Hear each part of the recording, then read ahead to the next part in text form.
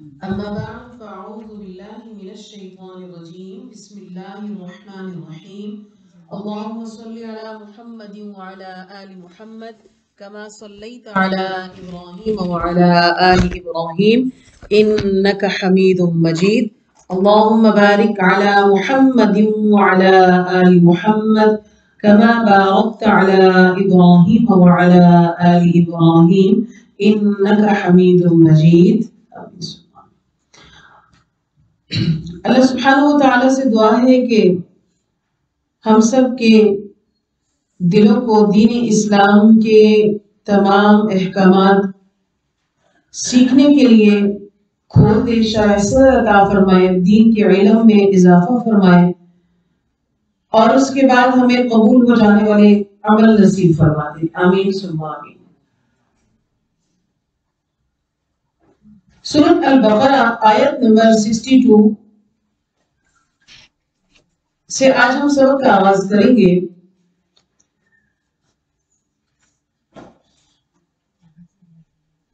بسم اللہ الرحمن الرحیم ان الذین آمنوا، بے شک وہ لوگ آمنوا جو ایمان لائے، والذین اور وہ لوگ جو یہودی ہوئے۔ جو لوگ ایمان لائے میں وہ تمام لوگ آ جاتے ہیں جو بظاہر ایمان لائے یا دل سے ایمان لائے، یعنی جو سارے وہ لوگ ایمان لائے، کیونکہ ہم اس سے پہلے نا منافقین کا ذکر پڑھ رہے تھے۔ تو منافقین بظاہر تو کلمہ پڑھتے تھے، مسلمانوں سے نمازیں بھی ادا کرتے تھے، پیارے نبی صلی اللہ علیہ وسلم کی مجلس میں بھی بیٹھا کرتے تھے، تو لہٰذا ان لوگوں کی طرف بھی خطاب ہے۔ اور پھر وہ لوگ جو زبانی دعووں کے علاوہ وہ لوگ جو یہودی ہوئے، یعنی جو یہودی ہوئے سے مطلب یہ کہ جو نسلی طور پر بنی اسرائیل ہوئے، کیونکہ یہودی کوئی مذہب تو نہیں تھا، انہوں نے خود بنا لیا تھا، تو لہٰذا انہوں نے یہودی مذہب کو قبول کیا، نسلی طور پر یہودی نہیں ہے وہ لوگ بھی، اور اسی طرح جو نصارہ جو نصرانیت کو اختیار کیا، یہ سارے لوگ مومنین یہود، اور تیسرا تذکرہ ہے نصارہ یا نصرانی جو اپنے آپ کو حضرت عیسیٰ علیہ السلام سے منسوب کرتے تھے۔ تو نصارہ جو ہے وہ نصرانی کی جمع ہے۔ تو یہ سارے لوگ، ان کے بارے میں اللہ کیا فرما رہے ہیں کہ جو کوئی بھی ایمان لایا یا یہودی ہوا یا نصارہ ہوا، اور جو تھا وہ صابئین، اور اس کے علاوہ اگر کوئی سابی بھی ہوا، 4 گروہوں کا یہاں پر ذکر ہے۔ دور ابراہیم سے پہلے جو سابی گروہ تھا ان میں سے ان کی بھی کچھ شاخیں موجود ہیں آج بھی، جو مجوسی کہلاتے ہیں، برہمن کہلاتے ہیں، اور تاریخ کے اندر بہت سارے نام ان سے متعلق آتے ہیں، اور ایک بڑی ان کی تہذیب گزری ہے۔ تو اس طرح سے ان 4 گروہوں کا ذکر کیا گیا ہے کہ یہ چاروں جو ہیں اگر درست روش پر ہوں گے، من آمن باللہ، جو کوئی بھی ان میں سے ایمان لایا، تو کسی بھی شخص کا کسی بھی گروہ سے تعلق ہو، کس قدر ہی بڑا جو ہے وہ اس کا گروہ ہو یا مجرم ہو یا بدترین ظالم ہو، اگر اس نے سچے دل سے توبہ کیا، یعنی توبہ کی شرط پیدائشی مسلم ہونا نہیں ہے، اگر وہ پیدائشی مسلم ہے لیکن اس کے عمل صالح نہیں ہے تو وہ نار جہنم میں داخل ہوگا۔ لیکن ایک بندہ پیدا تو یہودی ہوا تھا، مجوسی تھا، یا وہ نصرانی بن گیا تھا، لیکن اب اس کو توبہ کی توفیق ہوگی اور وہ ایمان لیا، اور ایمان لانے کے بعد عمل صالح، نیک عمل بھی کیے، تو ایسوں کے لیے ان کا اجر ہے کہاں پر؟ عند ربہم۔ بندہ اس کو پھر بھی کہے کہ تم کون تھے، تم تو کوئی نصرانی نہیں ہو، کوئی مجوسی نہیں ہو، تم کوئی کافر نہیں تھے، تم تو پہلے ایسے تھے، تم تو پہلے ایسے تھے، اس کے کہنے سے فرق نہیں پڑے گا، اس لیے کہ جو تائب ہوا، من آمن باللہ والیوم الآخر اور وعمل صالحا، جب یہ عقیدہ ہو گیا، یہ بات درست ہو گئی، تو لہٰذا اب کیا ہے کہ اللہ کے ہاں اس کا اجر ٹھہر کے وہ اللہ کے ہاں اجر کا مستحق ہو گیا۔ اگلی آیت میں اللہ فرماتے ہیں کہ وَإِذْ أَخَذْنَا، اور جب لیا ہم نے، مِيثَاقَكُمْ تم سے وعدہ، وَرَفَعْنَا اور بلند کیا ہم نے، فَوْقَكُمْ تمہارے اوپر، طور کو، تمہارے اوپر ہم نے کوہ طور کو بلند کیا۔ اس وعدے کو یاد کرو، آپ کے ذہن میں ہوگا ہم نے جب وَإِذْ کا بنی اسرائیل کا جب ذکر آیا تو لفظ وَإِذْ بہت بار آ رہا ہے، واو کے معنی اور ہوتا ہے اور اس کے معنی جب ہوتا ہے۔ یہ چھوٹا سا ایک کلمہ جو ہے یہ بڑا جامع ہے، یہ بتاتا ہے کہ اور یاد کرو جب ایسے ہوا، یاد کرو اس وقت کو کہ جب فلاں بات ایسے ہوئی. تو اللہ فرماتے ہیں کہ اس واقعے کو یاد کرو کہ جب ہم نے تم سے پختہ عہد کیا تھا. بنی اسرائیل کو اللہ نے فرعون سے نجات دے دی تھی، پچھلی آیات میں آپ پڑھ چکے ہیں، اور فرعون اور اس کا لشکر جو ہے وہ ہلاک ہو گیا تھا. تو بنی اسرائیل نے موسیٰ علیہ السلام سے خود ہی فرمائش کی. کیا فرمائش کی؟ کہ ہمارے لیے کوئی طریقہ یعنی شریعت مقرر کر دیجئے جس کی ہم پابندی کریں. جواب میں اللہ نے ان کو پھر تورات عطا فرمائی تھی، اور تورات عطا فرمائی تھی، اور اللہ تعالیٰ نے ان کو، آپ نے پچھلی آیات میں پڑھی نا، کوئی طور پہ 30 دنوں کے لیے بلایا، پھر 10 دن کا اضافہ کر کے 40 دن کا اعتکاف کے اوپر ان کے ساتھ تورات دینے کا وعدہ ہوا. تو جب تورات عطا ہوگی تو انہوں نے طرح طرح کے بہانے بنانے لگے، احکامات کو ٹالنے لگے. یعنی بالکل یعنی اللہ تعالیٰ میں محفوظ فرمائے ظالمین کے طریقوں سے، کہ ہمارے یہاں بھی کچھ ایسی طریقے رائج ہیں کہ پڑھنا چاہیں گے، قرآن پڑھتے ہیں، قرآن سنتے ہیں، عمل کی بات آتی ہے تو ٹال مٹول سے کام لیتے ہیں. عمل کی بات آتی ہے، ہاں کرتے تو ہیں لیکن کیسے کریں، اصل میں کروں گی، دل تو بہت چاہتا ہے میں کروں، ہم ضرور کریں گے، نہیں پھر کہیں گے نہیں یہ فلاں چیز ضروری تو نہیں، یہ فلاں ایسے ایسے تو نہیں ہوتا، اس میں اگر ایسے کر لیں گے تو کیا ہو جائے گا، ایسے کر لیں گے تو کیا ہو جائے گا، اتنا بھی کوئی نہیں، اللہ معاف کرنے والا ہے، اتنا بھی ہمارا دین سخت نہیں ہے. ایسی دلائل موجود ہیں ہمارے پاس. اللہ تعالیٰ ہمیں دین کی سمجھ دے کہ ہم مجادلہ کرنے لگ جاتے ہیں اور ایک جاہلانہ بحث شروع کر دیتے ہیں. عمل کی چونکہ ارادے نہیں ہوتے نا، تو پھر ٹال مٹول بہانے بحث و مباحثے تب جنم دیتے ہیں. جب انسان کے پاس عمل کا کوئی ارادہ اس کا شروع ہوتا ہے تو پھر وہ کیا کرتا ہے کہ وہ سمجھتا ہے اچھا واقعی یہ اللہ نے فرمایا، اچھا قرآن یہ کہتا ہے، حدیث میں یہ ہے، میرے پیارے نبی نے ایسے کیا تھا، میں کیا کر رہی ہوں، ہم کیا کر رہے ہیں، ہمارا کیا طریقہ ہے، ہم کیسے چل رہے ہیں. تو اللہ فرماتے ہیں کہ ہم نے تم پر کوہ طور بلند کیا. تو کب کیا تھا؟ کہ وہ طرح طرح کے ہیلے بہانے سے احکامات کو ٹالتے تھے، اور پھر پہلے انہوں نے سب سے پہلا شک انہوں نے کیا کیا کہ یہ تورات جو ہے وہ من اللہ نہیں ہے. تورات کیا ہے؟ من اللہ نہیں ہے. انہوں نے کہا ہمیں کیا پتا کہ یہ اللہ کی طرف سے آپ لے کر آئے ہیں یہ کتاب. اور پھر موسیٰ علیہ السلام 17 آدمیوں کو کوہ طور پر لے گئے. ان لوگوں نے اپنے کانوں سے اللہ کا کلام سنا، مگر پھر کیا ہوا کہ اس کے باوجود گستاخی کی. تو اللہ نے انہیں سزا دی، بجلی آئی، سب خاکستر ہو گئے. اللہ نے پھر زندگی دی. سب کچھ ہونے کے باوجود اتنی بڑی بات ہوئی کہ اللہ نے جب تجلی کا اظہار فرمایا، ان کو ایک جھٹکے نے آن لیا. ہم نے کل کی آیات میں پڑھا، اور سب پہ موت طاری ہوگی. موسیٰ علیہ السلام نے دعا فرمائی، اللہ نے ان کو پھر سے زندہ کیا، کیوں؟ لعلکم تشکرون، تاکہ تم شکر کرو. لیکن پھر کیا ہوتا ہے؟ واپس آتے ہیں اپنے گھروں کو، اپنے علاقوں کو آتے ہیں تو اپنی قوم سے کہتے ہیں کہ ہاں یہ بات ٹھیک ہے، بے شک اللہ ہم سے ہم کلام ہوا ہے، اور اس نے کہا ہے کہ اور یہ بھی کہا ہے کہ یہ کتاب میں نے ہی دی، یہ تورات میری ہے، میں نے یہ کتاب دی ہے. لیکن اللہ نے ساتھ یہ بھی کہا کہ اس کے سارے احکام پر عمل کرنا ضروری ہے. جتنا کر سکتے ہو کر لینا، باقی جو بھی ہے جتنا ممکن ہے تو کر لو، باقی چھوڑ دینا. ایسے آ کے ان لوگوں نے اپنی غلط بیانی کی. تو کیونکہ انہوں نے پھر فیصلہ کیا کہ تورات کے بہت سے احکامات جو وہ مشکل ہیں، ساری تورات پہ عمل نہیں کر سکتے، تو ساری تورات پہ عمل کرنے کی ضرورت نہیں، صحیح خلاف ورزی شروع کر دی. اللہ تعالیٰ نے پھر ان کے اوپر کوہ طور کو بلند کیا. یعنی اللہ نے طور پہاڑ، واضح نا مطلب بلند کیا کا مطلب اٹھا دیا، پہاڑ اٹھایا اور کیا کیا؟ ان کے سروں پر سائے کی طرح کھڑا کر دیا. مثال کے طور پر یہ ایک چیز پڑی ہے، اس کو اٹھا کے کسی کے سر پہ کھڑی کر دیجیے، لیکن میں تو اس کو پکڑوں گی نا، کیونکہ میں انسان ہوں، عاجز ہوں، میری اختیارات، میری صلاحیت محدود ہے. اللہ تو علی کل شیء قدیر ہے. زمین پہ جہاں کوہ طور اللہ نے اٹھایا اور اس کا ٹکڑا ان کے سر کے اوپر معلق کر دیا. اب ایک سر پہ یہ جیسے اگر یہ گلوب یا پنکھا یا اگر خدا نخواستہ گرنے کی ہو یا لٹک رہا ہو تو بندہ کہے کہ یہ میرے تو سر پڑ جائے گا. کتنا ڈر ہوگا نا، آپ کوئی بھاگ نہیں سکتے، جدھر جا رہے اس کے سر پہ یہ. تو پہاڑ، اگر اللہ اس پہاڑ کو ان کے اوپر چھوڑ دیتے تو کیا ہو جاتا؟ سرما بن جاتے، ریزہ ریزہ ہو جاتے. تو اللہ نے ان کے سروں پر بلند کر دیا اس پہاڑ کو، خوفناک صورتحال دی کہ کسی وقت بھی پہاڑ جو ہے وہ ان کے سر پہ گر سکتا ہے اور ان کو بالکل ہی ملیا میٹ کر سکتا ہے. لیکن ان حالات میں اللہ نے بنی اسرائیل سے پوچھا کہ اچھا بتاؤ تم کو تورات پہ عمل کرو گے کہ نہیں کرو گے، تورات کی طرف تمہارا کیا خیال ہے؟ تو انہوں نے کہا کہ انہوں نے وعدہ کیا کہ ہم سے مصیبت ہٹا دیجیے تو ہم آپ کے احکامات پر عمل کریں گے۔ وَإِذْ أَخَذْنَا مِيثَاقَكُمْ، جب ہم نے تم سے وعدہ لیا۔ کیا وعدہ لیا؟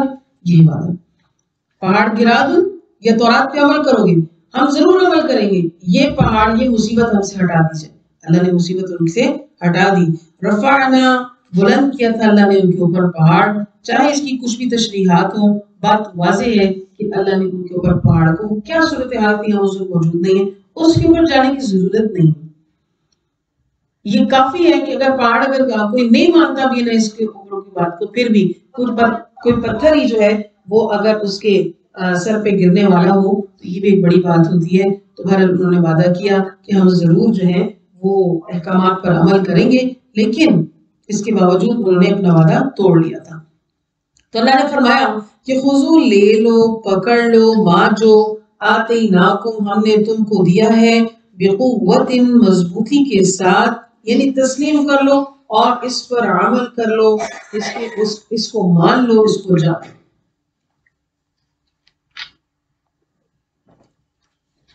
وَاذْكُرُوا، اور یاد کرو، معافی جو کچھ اس میں ہے، یعنی یاد کرو نا، ذکر کیا ہوتا ہے؟ ہم جیسے ہم سے کوئی ملتا ہے تو ہم کہتے ہیں آپ، ہاں اچھا کیا حال ہے آپ کا، ٹھیک ہے، آپ کا ذکر اکثر ہوتا رہتا ہے، مطلب یاد کرتے رہتے ہیں نا، وقتاً فوقتاً ذکر کرتے رہتے ہیں، ان کو یاد کرتے رہتے ہیں۔ تو جب ہم کتاب کا ذکر کرنے کا مطلب کیا ہوتا ہے کہ پڑھنا اور پڑھانا، کہ اس کو پڑھتا اور پڑھاتا رہے کہ یہ قرآن اللہ کے قانون کی، اللہ کا قانون ہے، اس کا بتایا ہوا طریقہ ہے، سنت رسول اور سب چیزیں، اس سے ہمیں ہی علم حاصل ہوگا۔ تو اس کی تشہیر جو ہے وہ کرتے رہنے چاہیے، اور یہ ہر ایک پر لازم ہے۔ بحیثیت امت محمدیہ ہم سب پر یہ فرض ہے، کیونکہ آپ خود پڑھیں گے قرآن میں کہ اللہ نے یہ کسی مسجد، کسی مدرسے، کسی ممبر، کسی اسپیکر، کسی محراب کے اوپر اس کو لاگو نہیں کیا۔ یہ غریب، مزدور اور بالکل عام طبقے سے لے کر ایک بادشاہ وقت تک سبھی پر یہ فریضہ لاگو ہے۔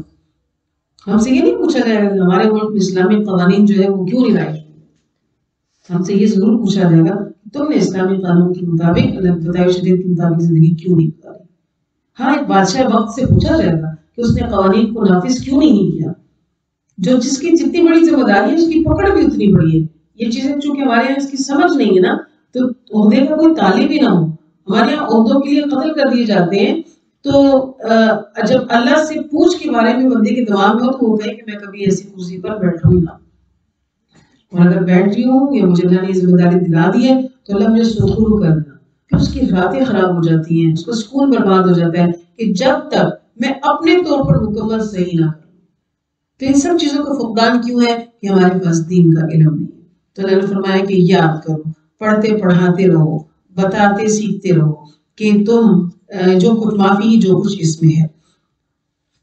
اور ظاہر ہے اس میں کیا ہے، ہمیں جھوٹ سے منع کیا گیا، غلط کاری سے منع کیا، بہتان بازی سے منع کیا ہے، قتل سے منع، قتل ناحق سے منع کیا گیا ہے، بد کرداری سے منع کیا گیا، اتنا کچھ ہے۔ قرآن روزانہ جب پڑھتے رہیں گے، یاد دلاتے رہیں گے، یہ نہیں کرنا، یہ نہیں کرنا، یہ نہیں کرنا، اور کبھی کسی چیز سے کوئی چھوٹے گا، کبھی کسی چیز سے کوئی چھوٹے گا۔ یہ سب کرنے کا مطلب کیا ہے؟ لعلکم تتقون، تاکہ تم تقوی اختیار کرو، یا تاکہ تم بچو۔ انسان کا عقیدہ صحیح ہو، قرآن سے اس کا تعلق ہو، تو متقین کی فہرست میں داخل ہو جاتا ہے۔ اور تقوی یہ ایک ایسی چیز ہے جس کو اختیار کرنے سے ہی ہم شریعت کے احکام کی تعمیل جو ہے وہ ہمارے لیے آسان ہوتی ہے۔ تقوی ہوگا تو پھر ہم اس راستے پر عمل کرنے میں ہمارے لیے بہت آسانی ہوئی۔ ثم پھر تولیتم، تم پھر گئے، من بعد ذالک، اس کے بعد، یعنی اتنی بڑی بات کوہ طور تمہارے سر سے اللہ نے ہٹایا، وعدہ کیا، لیکن تم اتنے بڑے یعنی عذاب سے دوچار ہونے والے تھے اور بچ گئے ہو، پھر اللہ نے تم پہ مہربانی کی، لیکن تم نے اس موقع کے بعد بھی فائدہ نہیں اٹھایا اور تم اپنی بات سے جو ہے وہ پھر گئے۔ فلولا فضل اللہ، اگر فضل نہ ہوتا اللہ کا علیکم تم پر، ورحمت اس کی رحمت، تو البتہ تم خاسرین میں سے ہو جاتے۔ وَلَقَدْ عَلِمْتُمْ، اور البتہ جان لیا تم نے، الذین، ان لوگوں کو، اعتدوا، جنہوں نے زیادتی کی، منکم، تم میں سے، فی السبت، ہفتے کے دن کے بارے میں۔ بنی اسرائیل سے اللہ فرما رہے ہیں کہ تم ان لوگوں کو جانتے ہو جنہوں نے ہفتے کے دن زیادتی کی تھی، اس میں تعدی سے کام لیا تھا، ہفتے کے دن اللہ ان کے دن کا متعلق احکامات تورات میں اللہ نے نازل کیے تھے، اور ان کی شریعت میں یہ تھا تورات میں کہ ہفتے کے دن کوئی شخص کوئی دیگر کام کاج نہیں کرے گا، تجارت نہیں کرے گا، زراعت نہیں کرے گا، مزدوری نہیں کرے گا، اور اس روز صرف عبادت کی جائے گی، حتیٰ کہ گھروں میں کھانے پکانے کے اوپر بھی بس روایت میں یا تاریخ میں آتا ہے کہ اس سے بھی ممانعت تھی۔ اور جو کوئی بھی ہفتے کے روز اللہ تعالیٰ کے احکام کی خلاف ورزی کرے گا، کوئی بھی کاروبار کرے گا، تو وہ کیا ہو جائے گا؟ ہلاکت میں پڑے گا۔ یہود کے لیے ہفتہ، نصارہ کے لیے اتوار کا دن مقدس ہے، اور ہمارے رب کے لیے، اس اہل اسلام کے لیے جمعہ کا دن مبارک ہے، جیسے کہ آج الحمدللہ جمعہ المبارک ہے۔ تو پیارے نبی صلی اللہ علیہ وسلم نے فرمایا کہ اللہ تعالیٰ نے پہلی امتوں کو بہکا دیا، ان کے اعمال کی وجہ سے وہ جمعہ کا دن نہیں پا سکی، یہ فضیلت اللہ نے آخری امت کے لیے مخصوص کر دی، کیونکہ جمعہ تمام ایام سے فضیلت والا دن ہے۔ اس حساب سے ہم دیکھیں، ہم وہ خوش قسمت قوم ہیں، ہم وہ خوش قسمت امت ہے جس کا نبی امام الانبیاء ہے، جس کی کتاب جو ہے وہ امام الکتاب ہے، ہدی و نور و شفا، سب کچھ ہے اس کے اندر۔ جنہیں دن دیا گیا تو سید الایام دیا گیا، جنہیں رمضان کا مہینہ ملا اور جن کو لیلۃ القدر ملی۔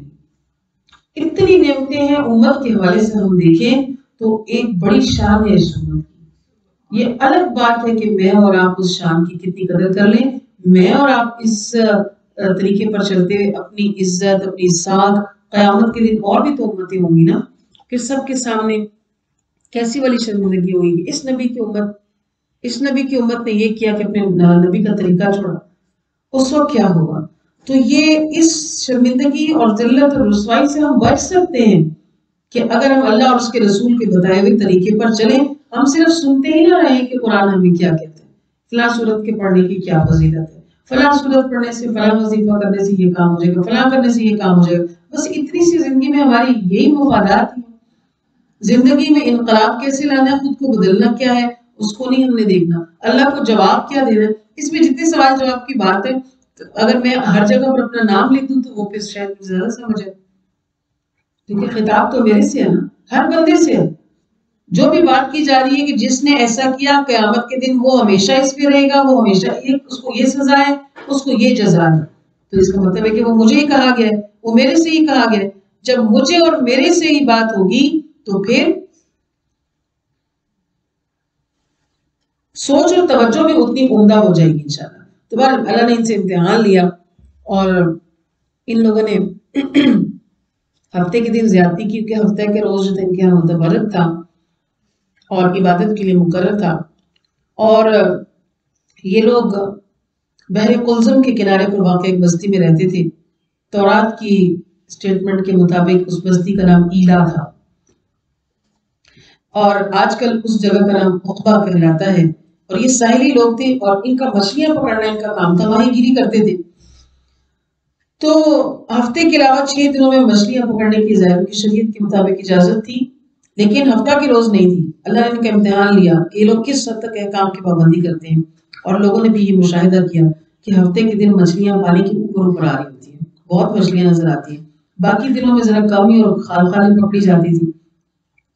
تو انہوں نے زیادہ تعداد میں مچھلیاں حاصل کرنے کے لیے تدبیر اختیار کی کہ سمندر سے ایک حوض بنا دیا، ایک اس سمندر سے الگ یعنی ایک باؤنڈری بنائی اور پانی اس میں کھلا چھوڑ دیا کہ ہفتے کے روز سمندر کا پانی چھوڑ دیتے اس حوض کے اندر، تو اس حوض میں مچھلیاں جمع ہو جاتی، پکڑتے نہیں تھے، شکار نہیں کرتے تھے، لیکن اپنے طور پہ انہوں نے ایک طریقہ نکال لیا کہ اس میں ہم پکڑ تو نہیں رہے، ہم شکار تو نہیں کر رہے، اس میں کون سا گناہ ہے؟ جیسے ہم کہتے ہیں ہم نے کون سا گناہ کیا، فلاں دن روزہ رکھا، ہم نے کون سا گناہ کیا، فلاں دن عبادت کی، تو گناہ نہیں ہے۔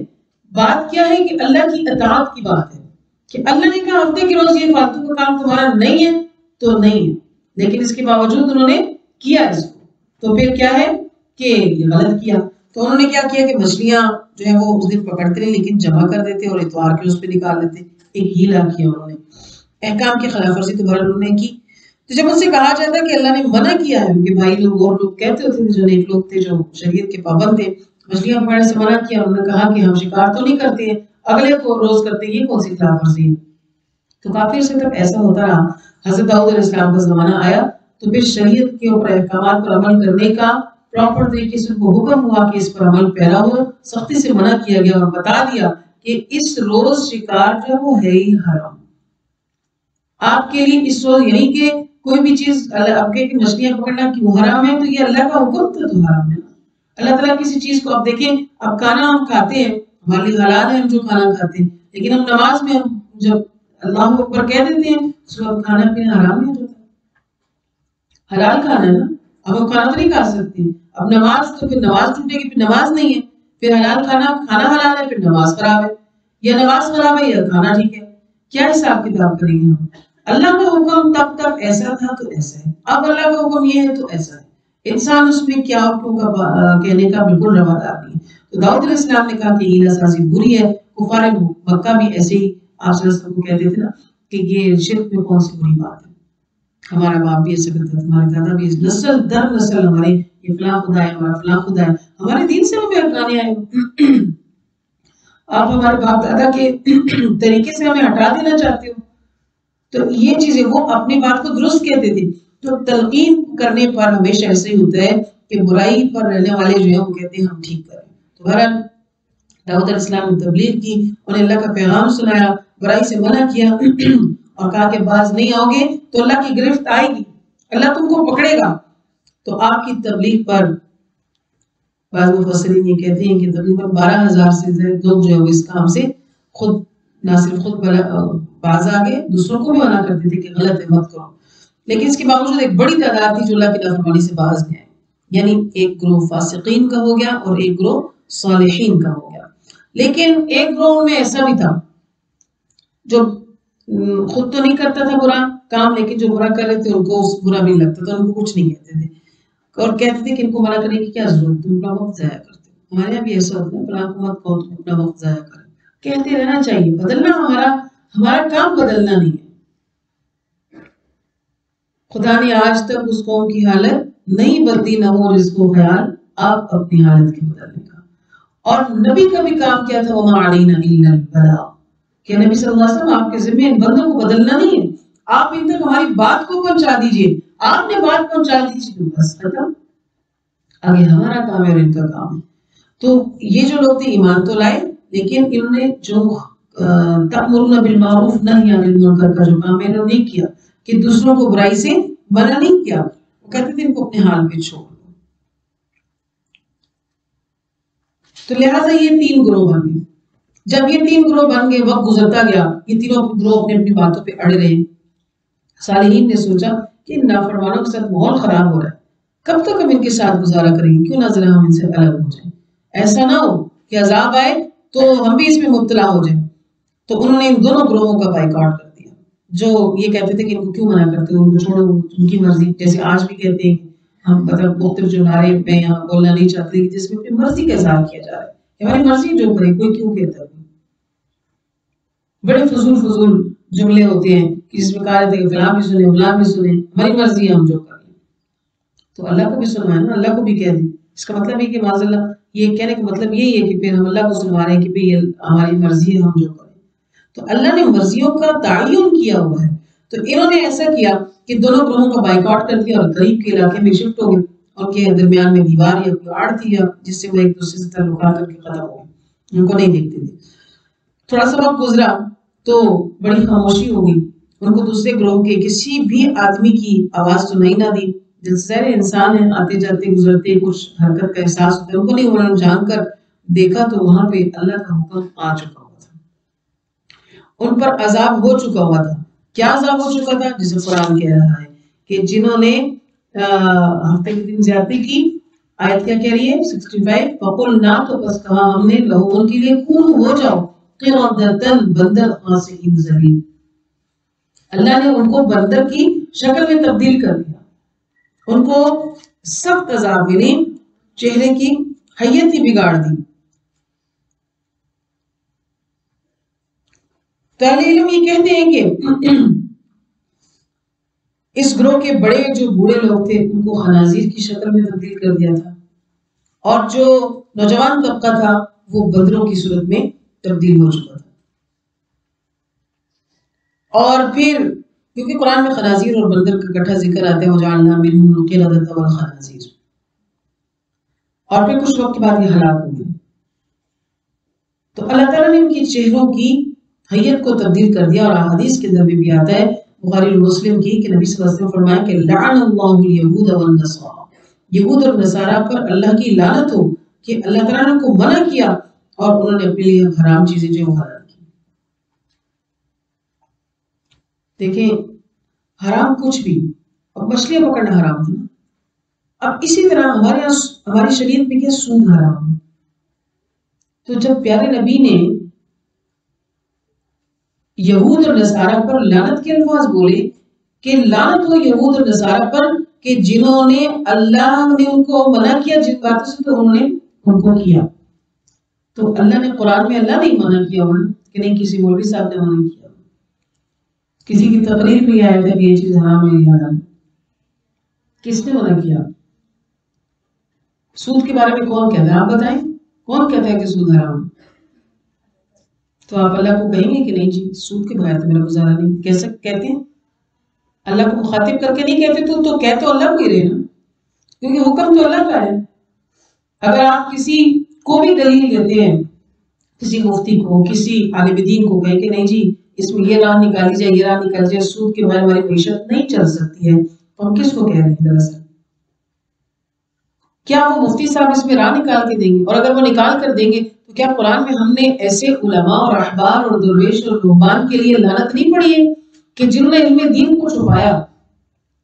بڑی خرابی کب پیدا ہوئی کہ جب سرکردہ لوگوں نے اپنے مطابق فیصلے کرانے چاہے اور ان کے علماء نے کتابیں کھول کر ان کو کہا کہ ہاں اس میں یہ کر سکتے ہو، اس میں کر سکتے، پھر اس کتاب سے بھی وہ جملہ مٹا کے وہاں جملہ لکھ دیا، تو خرابی ایسی پیدا ہوئی۔ تو اللہ نے فرمایا کہ انما حرم الربا، کہ بے شک تمہارے لیے کیا ہے؟ سود حرام ہے۔ لیکن سود کے کتنے طریقے جن پر ہمارے یہاں آنکھیں بند کے، جس میں بینکوں کے سارے سسٹم ہیں، جس کے اوپر لین دین ہے، کچھ جس کو پروفٹ کے نام پر جو ہے وہ سمجھا جاتا ہے، تو اپنی تمام کمائیوں کو یوں دیکھ کر مفتیان حضرات سے اہل علم جو لوگ ہیں اور پھر خود قرآن حدیث سے کنسلٹ کریں اور دیکھیں کہ آیا میرے پاس جو انکم پروفٹ کی صورت میں فلاں کسی طریقے سے آ رہی ہے یہ کہیں سود میں داخل تو نہیں ہے، اور جو پروفٹ اگر کروڑوں میں بھی آ رہے ہیں نا وہ سیدھا ہے تو وہ سیدھا آ رہا ہوتا ہے، اس پہ دل نہیں کھٹکتا، جو چیز کہیں نہ کہیں غلط ہوتی ہے نا تھوڑا سا دل میں کھٹک آتی ہے، ضرور آتی ہے، اللہ تعالیٰ دل میں ڈالتے ہیں، پھر جب کھٹک آ جائے تو پھر ضرور جانچ پڑتال کر لیں کہ کہیں نہ کہیں خرابی ہوگی اور کہیں نہ کہیں کچھ کیا ہوا ہے۔ اگر بینک میں پیسہ فکس کر دیا گیا ہے کئی سالوں بعد یہ اتنا ہو جائے گا، معلوم کریں، میں سودی طریقے پر تو نہیں ہوں۔ اگر میں کہوں کہ نہیں میرے تو بچوں کو شادیاں کرنی ہیں، میرے بچوں کی جو ہے وہ یونیورسٹی کی تعلیم اس میں نے باہر ملک بھیجنا ہے، میرے تو اور کوئی کمائی کا ذریعہ نہیں، میں تو اس لیے اتنے ضائع کر سکتی، میں اور کیا کروں؟ تو ساری باتیں ایک طرف کر دیں کہ اللہ کے نبی نے فرما دیا کہ لعنت ہے یہود نصارہ پر کہ جن کو اللہ نے منع کیا انہوں نے ایسے کیا، ڈر جائیں، کانپ جائیں۔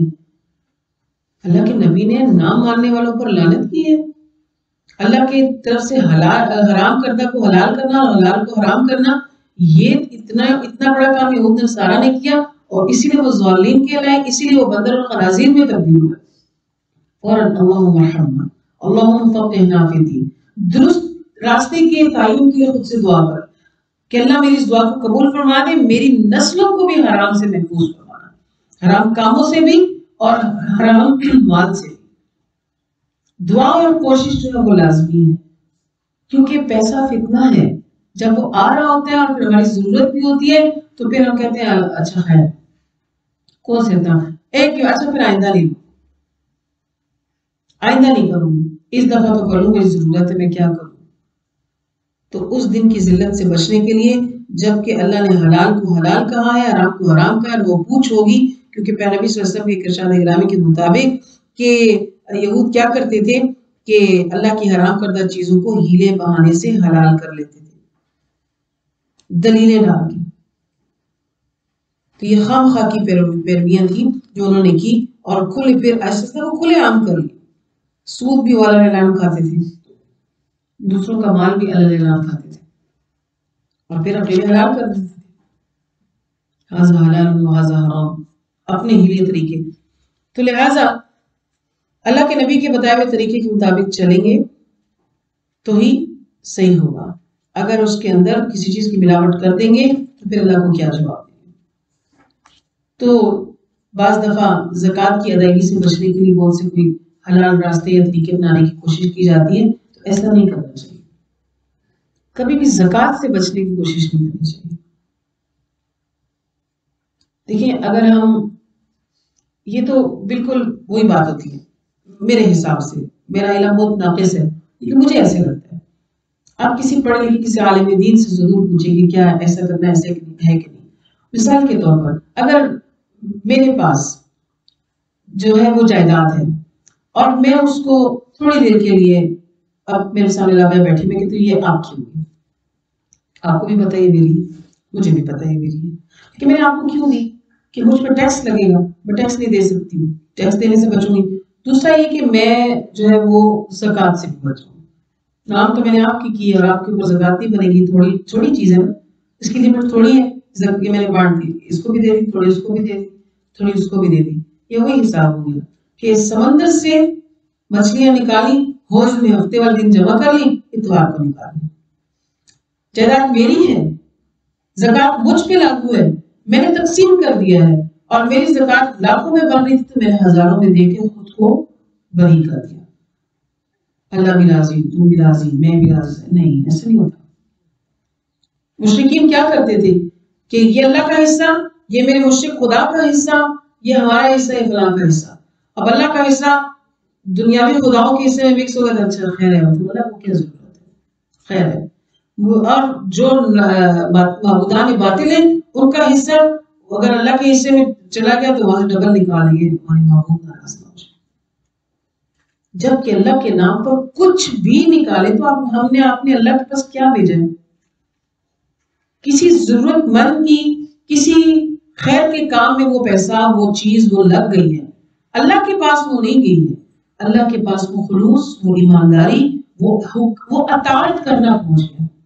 کیوں؟ اللہ نے کہا تھا کہ اتنے رقم پر اتنی زکوٰۃ واجب ہو گئی ہے، اور اگر واجب نہیں ہے ہاں تو اپنے مالوں میں سے قول العفو، جو تمہاری ضرورت سے زیادہ ہو کہہ دیجیے کہ وہ تم اللہ کے راہ میں خرچ کر سکتے ہیں. اور اگر ضرورت میں سے بھی خرچ کریں تو وہ ایک احسان اور ایثار کا معاملہ کرتے اللہ اور قدر فرماتے ہیں. پکا نہیں کیا اس کو، لیکن اللہ تک تو کچھ بھی نہیں پہنچا. اللہ کو کیا پہنچا؟ اس نے اس کے اوپر فرض نہیں تھا، لیکن میں نے یہ ایک ترغیب دی تھی کہ اگر ایسا کریں گے تو ان کے لیے بہت ہی اچھا ہے. تو نے کہا ہم کیوں نہ اچھا کریں گے دادا جی. تو اللہ کو کیا پہنچا؟ وہ نیت اور وہ اطاعت پہنچی. اللہ کو نہ لاکھوں پہنچے، نہ کروڑوں پہنچے، نہ کچھ. ہے تو اللہ ہی کا ہی وہ سب کچھ. ہمارے اور آپ کے پاس تو چند وقت کے لیے ادھار پڑا ہوا ہے، واپس کرنا ہے. ہم نے تھوڑے دن کے لیے ہمیں مالک بنا دیا گیا تو ہم نے اپنی مرضیاں کر کے یہ بھی کر لیں، اس میں سے یہ بھی کر لیں. یعنی کہ اب کسی اور ملک کا وزیر اعظم آ جائے، 10 دن کے لیے اس کو یہاں بٹھا دے، وہ کہیں کہ یہ بھی میرا ہوگا، یہ بھی میرا ہوگا، اس کو دے دو، اپنے پاس سے فیصلے کرتے ہوئے چلتا بنے. ہمارے یہاں کچھ ایسا حساب ہے، اطاعت کے جذبے بہت کم ہیں. تو بہرحال سود چونکہ ہماری معاشرے کے اندر بہت ہی بڑی بنیادوں میں بیٹھا ہوا ہے، تو وہ اپنے طور پہ کوشش، ملک کے اندر تو سودی نظام ہے ہی ہے، اس میں کوئی شک نہیں، دوسری بات ہی نہیں اس میں. لیکن وہ ہونا چاہیے نہیں ہونا چاہیے اس پر مباحثے ہی نہیں کرنے. مجھے صرف کیا کرنا ہے کہ خود جو ہے وہ سود سے بچنا ہے. جب میں خود سود سے بچوں، اپنے بیٹے کو بچانے کی بات کروں، اس کو سمجھاؤں، اپنی بیٹی کو سمجھاؤں، اپنی بہو کو سمجھاؤں، اپنے داماد کو سمجھاؤں، اور اس طرح سے یہ اپنے جتنے قریبی سے میرے ارد رشتے ہیں تو یہ دوسروں کو تعلیم میرے دائرے کار کے اندر ہوگی. یہ اتنے لوگ بچیں گے تو یہ خود پاکیزہ ذہن والے ہوں گے تو یہ اپنے اپنے بچوں کو بچائیں گے. تو انشاءاللہ صالح معاشرہ جو ہے وہ میرے اور آپ سے بننا ہے. یہ اوپر سے نظام آ کر نہیں، میں نے خود کو تو میں نے بدلنا ہے، ملک کو تو وہ کوئی بدلے گا لیکن خود کو تو میں نے بدلنا ہے. تو اپنی طور پہ کوشش کرنی ہے. تو لہٰذا کوئی قانون شکنی نہیں کرنی ہے. قانون شکنی جو ہے دیکھیں اتنی سی بھی, اللہ نے فرمایا رکوع کرنا ہے پھر سجدہ کرنا ہے, بندہ کہتا ہے نہیں میں کھڑے کھڑے ڈائریکٹ میں سجدہ کروں گا. رکوع کی اتنی کیا ضرورت ہے؟ تو یہ کیا ہو جائے گا نماز ہی نہ, بندہ کہ میں نے 50 دفعہ تو تسبیح پڑھی ہے خالی سجدے میں, اتنی لمبی نماز پڑھی ہے میں نے, لیکن ہم نے رکوع سے انکار کر دیا اگر, تو اس کا ایک اہم رکن ہم نے چھوڑ دیا ہے, تو یہ تو اطاعت تو نہ ہوئی نا. پھر ہم حلال حرام کے چکر میں جائز ہے کہ ناجائز میں پڑیں گے نہیں. اللہ نے جیسے حکم دیا ہے, ہمارے نبی کا جو طریقہ ہے اسی پر چلنا ہے. تو اللہ تعالیٰ ہم پر رحم فرمائے اور ہمیں ایسے جو من حیث القوم عذاب آئے, انفرادی عذاب آئے, اللہ تعالیٰ ہمیں ان تمام عذابوں سے محفوظ فرمائے. آمین. بہرحال اللہ فرماتے ہیں کہ یہ جو واقعہ ہے, یہ جو جن کو ہم نے بندر اور خنازیر میں تبدیل کیا, تو یہ واقعہ ہم نے نشانے عبرت بنائے. فجعلنا, اس کو بنا دیا ہم نے نکالا عبرت اس کے لیے جو بین یدیہا, جو سامنے ہے, وما خلفہا, جو اس کے بعد. یعنی موجودہ لوگوں کو بھی, آئندہ نسلیں بھی اللہ کی نافرمانی سے بچے ہی عبرت ہے. یہ میرے اور آپ کے لیے علم میں اضافے کے لیے نہیں تھا صرف کہ اچھا پرانے دور میں ایک واقعہ ہو, وہ بندر کیسے بنے تھے, اچھا یہ ہوا تھا, اچھا یہ کہانی سنی ہم نے, بات ختم ہوگی. ہاں ہمیں بڑی معلومات ہے, فلاں تاریخ تھی, فلاں قوم تھی, فلاں نبی تھے, فلاں طریقے سے ہوا تھا. بڑا علم ہے یہ کہ کسی نے ایک واقعہ سیاق و سباق کے ساتھ ہمیں سنا دیا, اس کو تو بڑی نالج ہے. یہ نالج کے لیے نہیں ہے صرف, یہ کیا ہے, نکالن عبرت ہے. اس کو سیکھو. کیوں؟ یعنی اس میں ہمارے لیے کیا عبرت ہے کہ ہم نے ایسے کون سے گناہ کریں گے جو اللہ نہ کرے تو ہم چہروں کا بدلنے کا عذاب بھی آ سکتا ہے. اس میں سوچا جائے کہ انہوں نے مچھلیاں ہفتہ کے روز جمع کی, اتوار کے روز نکالی, تو یہ کیا ہوا, اللہ کے حکم کی صریحا نافرمانی کی. اور کوئی جو لوگ یہ کہتے ہیں کہ ہم نے کون سے اتنا بڑا گناہ کر لیا, تو ان کو دیکھ لیں کہ انہوں نے بھی یہی کہا تھا, انہوں نے کون سے اتنا بڑا گناہ کیا تھا. مچھلیاں نکالی تو نہیں, شکار تو نہیں کی تھی, لیکن شکار ہی ہوئی نا, انہوں نے جمع کر دی. اللہ نے اس دن منع کیا کسی بھی ایکسٹرا کام سے, یہ صرف عبادت کر دینا, اس کا حکم ہے. 6 دن تمہیں دیے ہیں, 7واں دن اس نے کہا ہے کہ یہ اللہ کی عبادت کے لیے, تو 7 کے 7 دن کہے تو ہمیں سے کون انکار کر سکتا ہے کہ بھی میں مصروف رہوں گا, میں 7 دن کیسے پکے منا سکتا ہوں عبادت کے. نہیں, اللہ کا حکم ہے تو ہے. تو اللہ فرماتے کہ یہ ہم نے اس کو عبرت بھی بنایا اور نصیحت بھی بنا دیا. تو اللہ تعالیٰ ہمیں ان واقعات سے اپنی زندگیوں کے اندر انقلاب, اپنی زندگیوں کے اندر جو ہے وہ بہتری لانے کی کوشش کرنے کی توفیق دے کہ قانون توڑیں گے تو اللہ کی طرف سے کوئی بھی برا سلوک یعنی برا انجام ہو سکتا ہے. اس لیے ہمیشہ خیر کی دعا کرتے رہنا چاہیے. اللہ ہمیں دین کی سمجھ عطا فرمائے. آیت 67 میں اللہ تعالیٰ ایک اور واقعے کی طرف لے کر آ رہے ہیں کہ وَإِذْ قَالَ, یاد کرو جب کہا تھا موسیٰ علیہ السلام نے اپنی قوم سے کیا کہا تھا کہ بے شک اللہ جو یأمرکم, تم کو حکم دے رہا ہے, ان تذبحوا بقرہ, یہ کہ تم ذبح کرو گائے. تو انہوں نے کیا کہا, اتتخذنا ہزوا, کیا تم ہمارے ساتھ مذاق کرے. ہزوا کا مطلب ہے مذاق, کیا آپ ہمارے ساتھ مذاق کر رہے ہیں. گائے ہم آپ کو کہہ رہے ہیں کہ قاتل کا پتہ لگانا ہے, آپ ہمیں کہہ رہے ہیں کہ گائے ذبح کر دیں. تو موسیٰ علیہ السلام نے کہا اعوذ باللہ, اللہ کی پناہ, ان اکون من الجاہلین, کہ میں جو ہوں وہ جاہلوں کی طرح سے کہ کوئی بات کروں, یعنی نادانوں والا کوئی طریقہ میں اختیار کروں. یہ کیسی بات کیا. اب گائے ذبح کرنے کا جو حکم ہے وہ اللہ نے اگلی آیات میں بتایا ہے کہ کیوں ذبح کرنے کا حکم دیا تھا, لیکن ہم یہاں پر اس کا شروع میں ذکر کر دیتے ہیں تاکہ پس منظر واضح ہو جائے. بنی اسرائیل میں ایک بہت بڑا دولت مند شخص تھا اور جس کی ایک بیٹی تھی, کسی نے اسے نکاح کا پیغام بھیجا مگر اس شخص نے قبول نہیں کیا, جس کی وجہ سے اسے قتل کر دیا گیا. اور اس شخص کا نام عامل تھا. اور مفسرین اس کی توجیہ یہ بیان کرتے ہیں کہ وہ جو شخص تھا وہ لاولد تھا اور اس کے بھائی کے جو لڑکے تھے وہ جائیداد کے وارث تھے. تو وہ یعنی 2 وجہ بیان کی جاتی ہیں, ایک تو یہ کہ اس شخص کو اس لیے قتل کیا تھا, اور ایک یہ کہ اس کے بھتیجے جو تھے وہ اس شخص کی دولت پر نظر رکھے ہوئے تھے کہ کب مرے گا, تو جیسے پہلا طریقہ ہوتا تھا کہ قریبی رشتہ دار وارث بن جاتے تھے, تو یہ مر جائے تو ہم جائیداد پر قبضہ کر لیں. موقع کی تلاش میں رہتے تو ایک دن کسی بہانے سے اس کو قتل کر دیا, اور قتل کرنے کے بعد شور جانا شروع کر دیا کہ اس کو کسی نے قتل کر دیا, خود ہی روڑنا پیٹنا شروع کر دیا, اور یہاں تک کہ اپنے قریب کی بستی کے لوگوں پر الزام لگا دیا کہ انہوں نے قتل کیا ہے. تو بہرحال جب جھگڑا بڑھ جاتا ہے, اگلی آیات میں آتا ہے فترقتم کا لفظ. تو ایک دوسرے پر الزام لگانے لگے. تو حضرت موسیٰ علیہ السلام کے پاس اس فیصلے کو لے کر آتے ہیں. تو موسیٰ علیہ السلام اللہ سے جب دعا کرتے ہیں تو اللہ تعالیٰ یہ حکم دیتے ہیں کہ تم ان تذبحوا بقرہ، تم گائے ذبح کرو. تو اس واقعے کو یاد کرو جب تمہیں گائے ذبح کرنے کا حکم دیا گیا. تو حضرت موسیٰ علیہ السلام نے کہا کہ یہ مذاق نہیں ہے، یہ اللہ کا حکم ہے، وہ کوئی بھی حکم کر سکتا ہے. تو جب ان تک یہ بات سمجھ آ گئی ان کو کہ یہ اچھا حکم ہے، اس طرح کرنا ہوگا اور یہ اسی سلسلے کی کڑی ہے، تو آگے سے کہنے لگے کہ ادعو لنا، کہ پوچھئے ہمارے لیے اپنے رب سے، یبین لنا، کہ وہ بیان کرے کہ ماں ہی وہ کیسی ہو، یعنی وہ گائے کیسی ہو.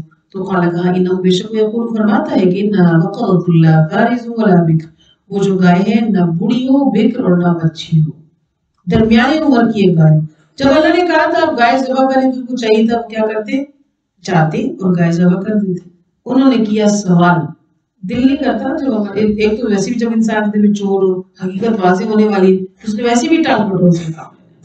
دوسرا یہ کہ فوراً اطاعت کرنے کا جذبہ جس میں نہیں ہوتا کہ اچھا کس وقت، اچھا کب، اچھا روزانہ، اچھا اتنے بجے، اچھا یہ بھی کرنا ہوگا، اچھا یہ بھی کرنا ہوگا، ایسے ہوتے ہیں. ٹھیک ہے نا، بعض دفعہ کوئی بات یاد نہیں ہوتی، آپ سوال کرتے تو یاد آ جاتے ہیں، فلاں ٹیسٹ بھی دینا ہے، فلاں سوال بھی کرنا ہے، فلاں صورت بھی رہتی ہے، فلاں کام بھی رہتا ہے.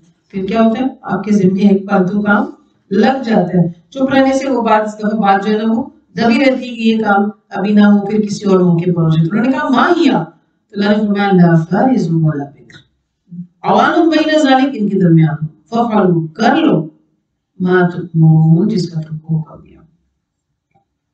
کیسی ہو کیا سوال بنتا ہے، اچھا کیسی ہو تو ایسی ہو، اب کر. تو پھر کہنے لگے ادعو لنا، پوچھیے اپنے رب سے ہمارے لیے کہ وہ بیان کر دے لنا ہمارے لیے ما لونھا، اس کا رنگ کیسا ہو.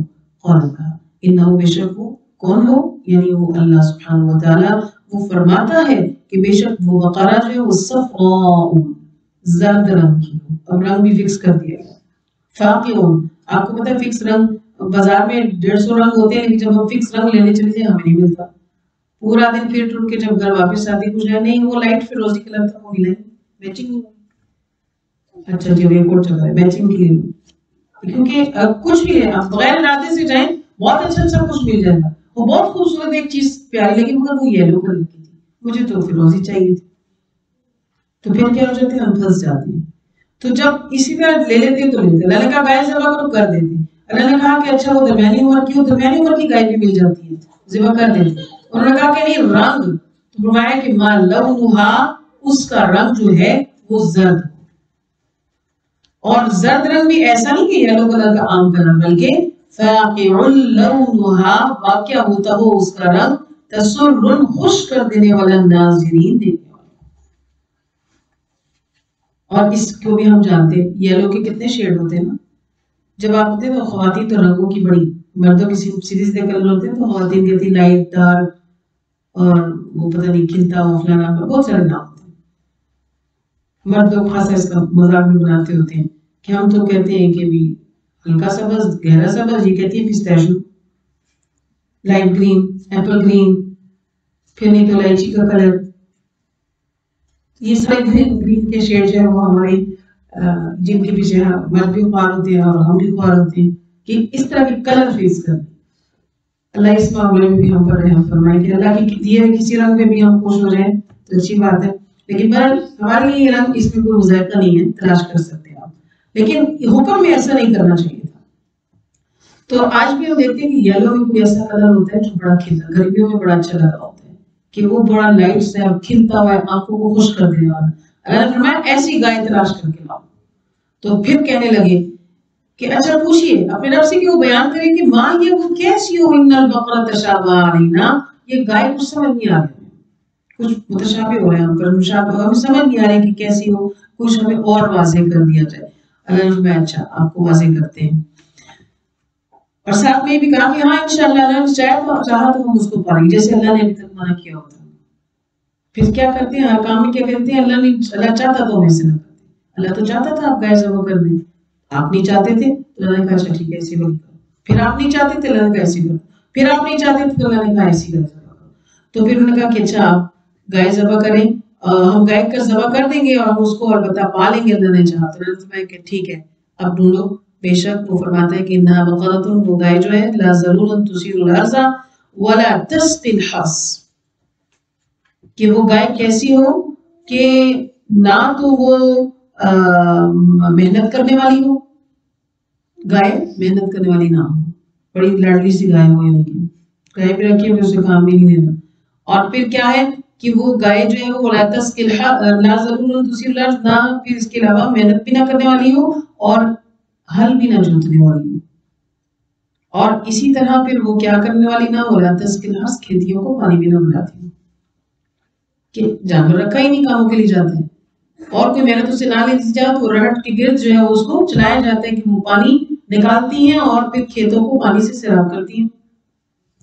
तो ऐसा कोई भी काम करने वाले ना इस पर, और ये चूंकि आपको मुतशाबे हो रही है, आपको समझ नहीं आ रही है, हम आपको समझाते हैं कि मुसल्लमतुन, वो बिल्कुल सही साबित हो, ला शियता फीहा, उस पर कोई दाग भी ना हो, जानवर पर कोई दाग भी हो। जानवर पर आपको पता है दाग धब्बे होते हैं, बहुत कम होता है। कभी जब ईद उल अजहा पर बहुत सारे जानवर यहाँ आते हैं ना लेकर, तो इकट्ठे, तो बहुत हो सको व्हाइट कलर का कोई कैसे, लेकिन कहीं ना कहीं उसके ऊपर कोई एक आधा दाग ऐसे, कोई कम ही बेश ऐसा होता है कि मुकम्मल जो है वो सफेद हो या मुकम्मल एक कलर में होता है, तो बड़ा ही साफ सुथरा, कोई बहुत कम होता है।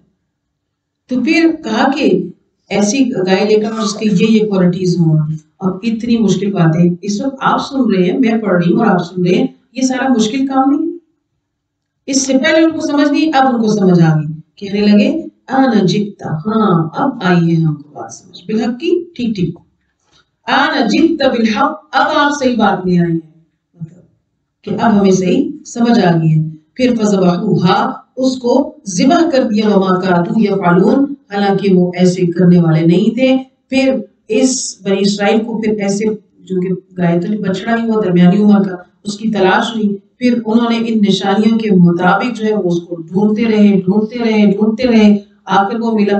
इसमें भी चूंकि अल्लाह जब ऐसा कोई भी फैसला फरमाते हैं, कुछ बात हर एक में हिकमत होती है, तो हिकमतें जो इसमें दिखती हैं, जैसे कि मुफस्सिरीन इसको बयान करते हैं कि वो गाय एक बुढ़िया के पास थी, जो खेतियों और हल जोतने के लिए नहीं थी, उसके घर में उसकी पालतू गाय थी, और वो उसके यतीम बच्चों का गुजर बसर थी, एक गरीब औरत थी और उसी पर उसका गुजर बसर था, और वो गाय देने पर तैयार नहीं थी।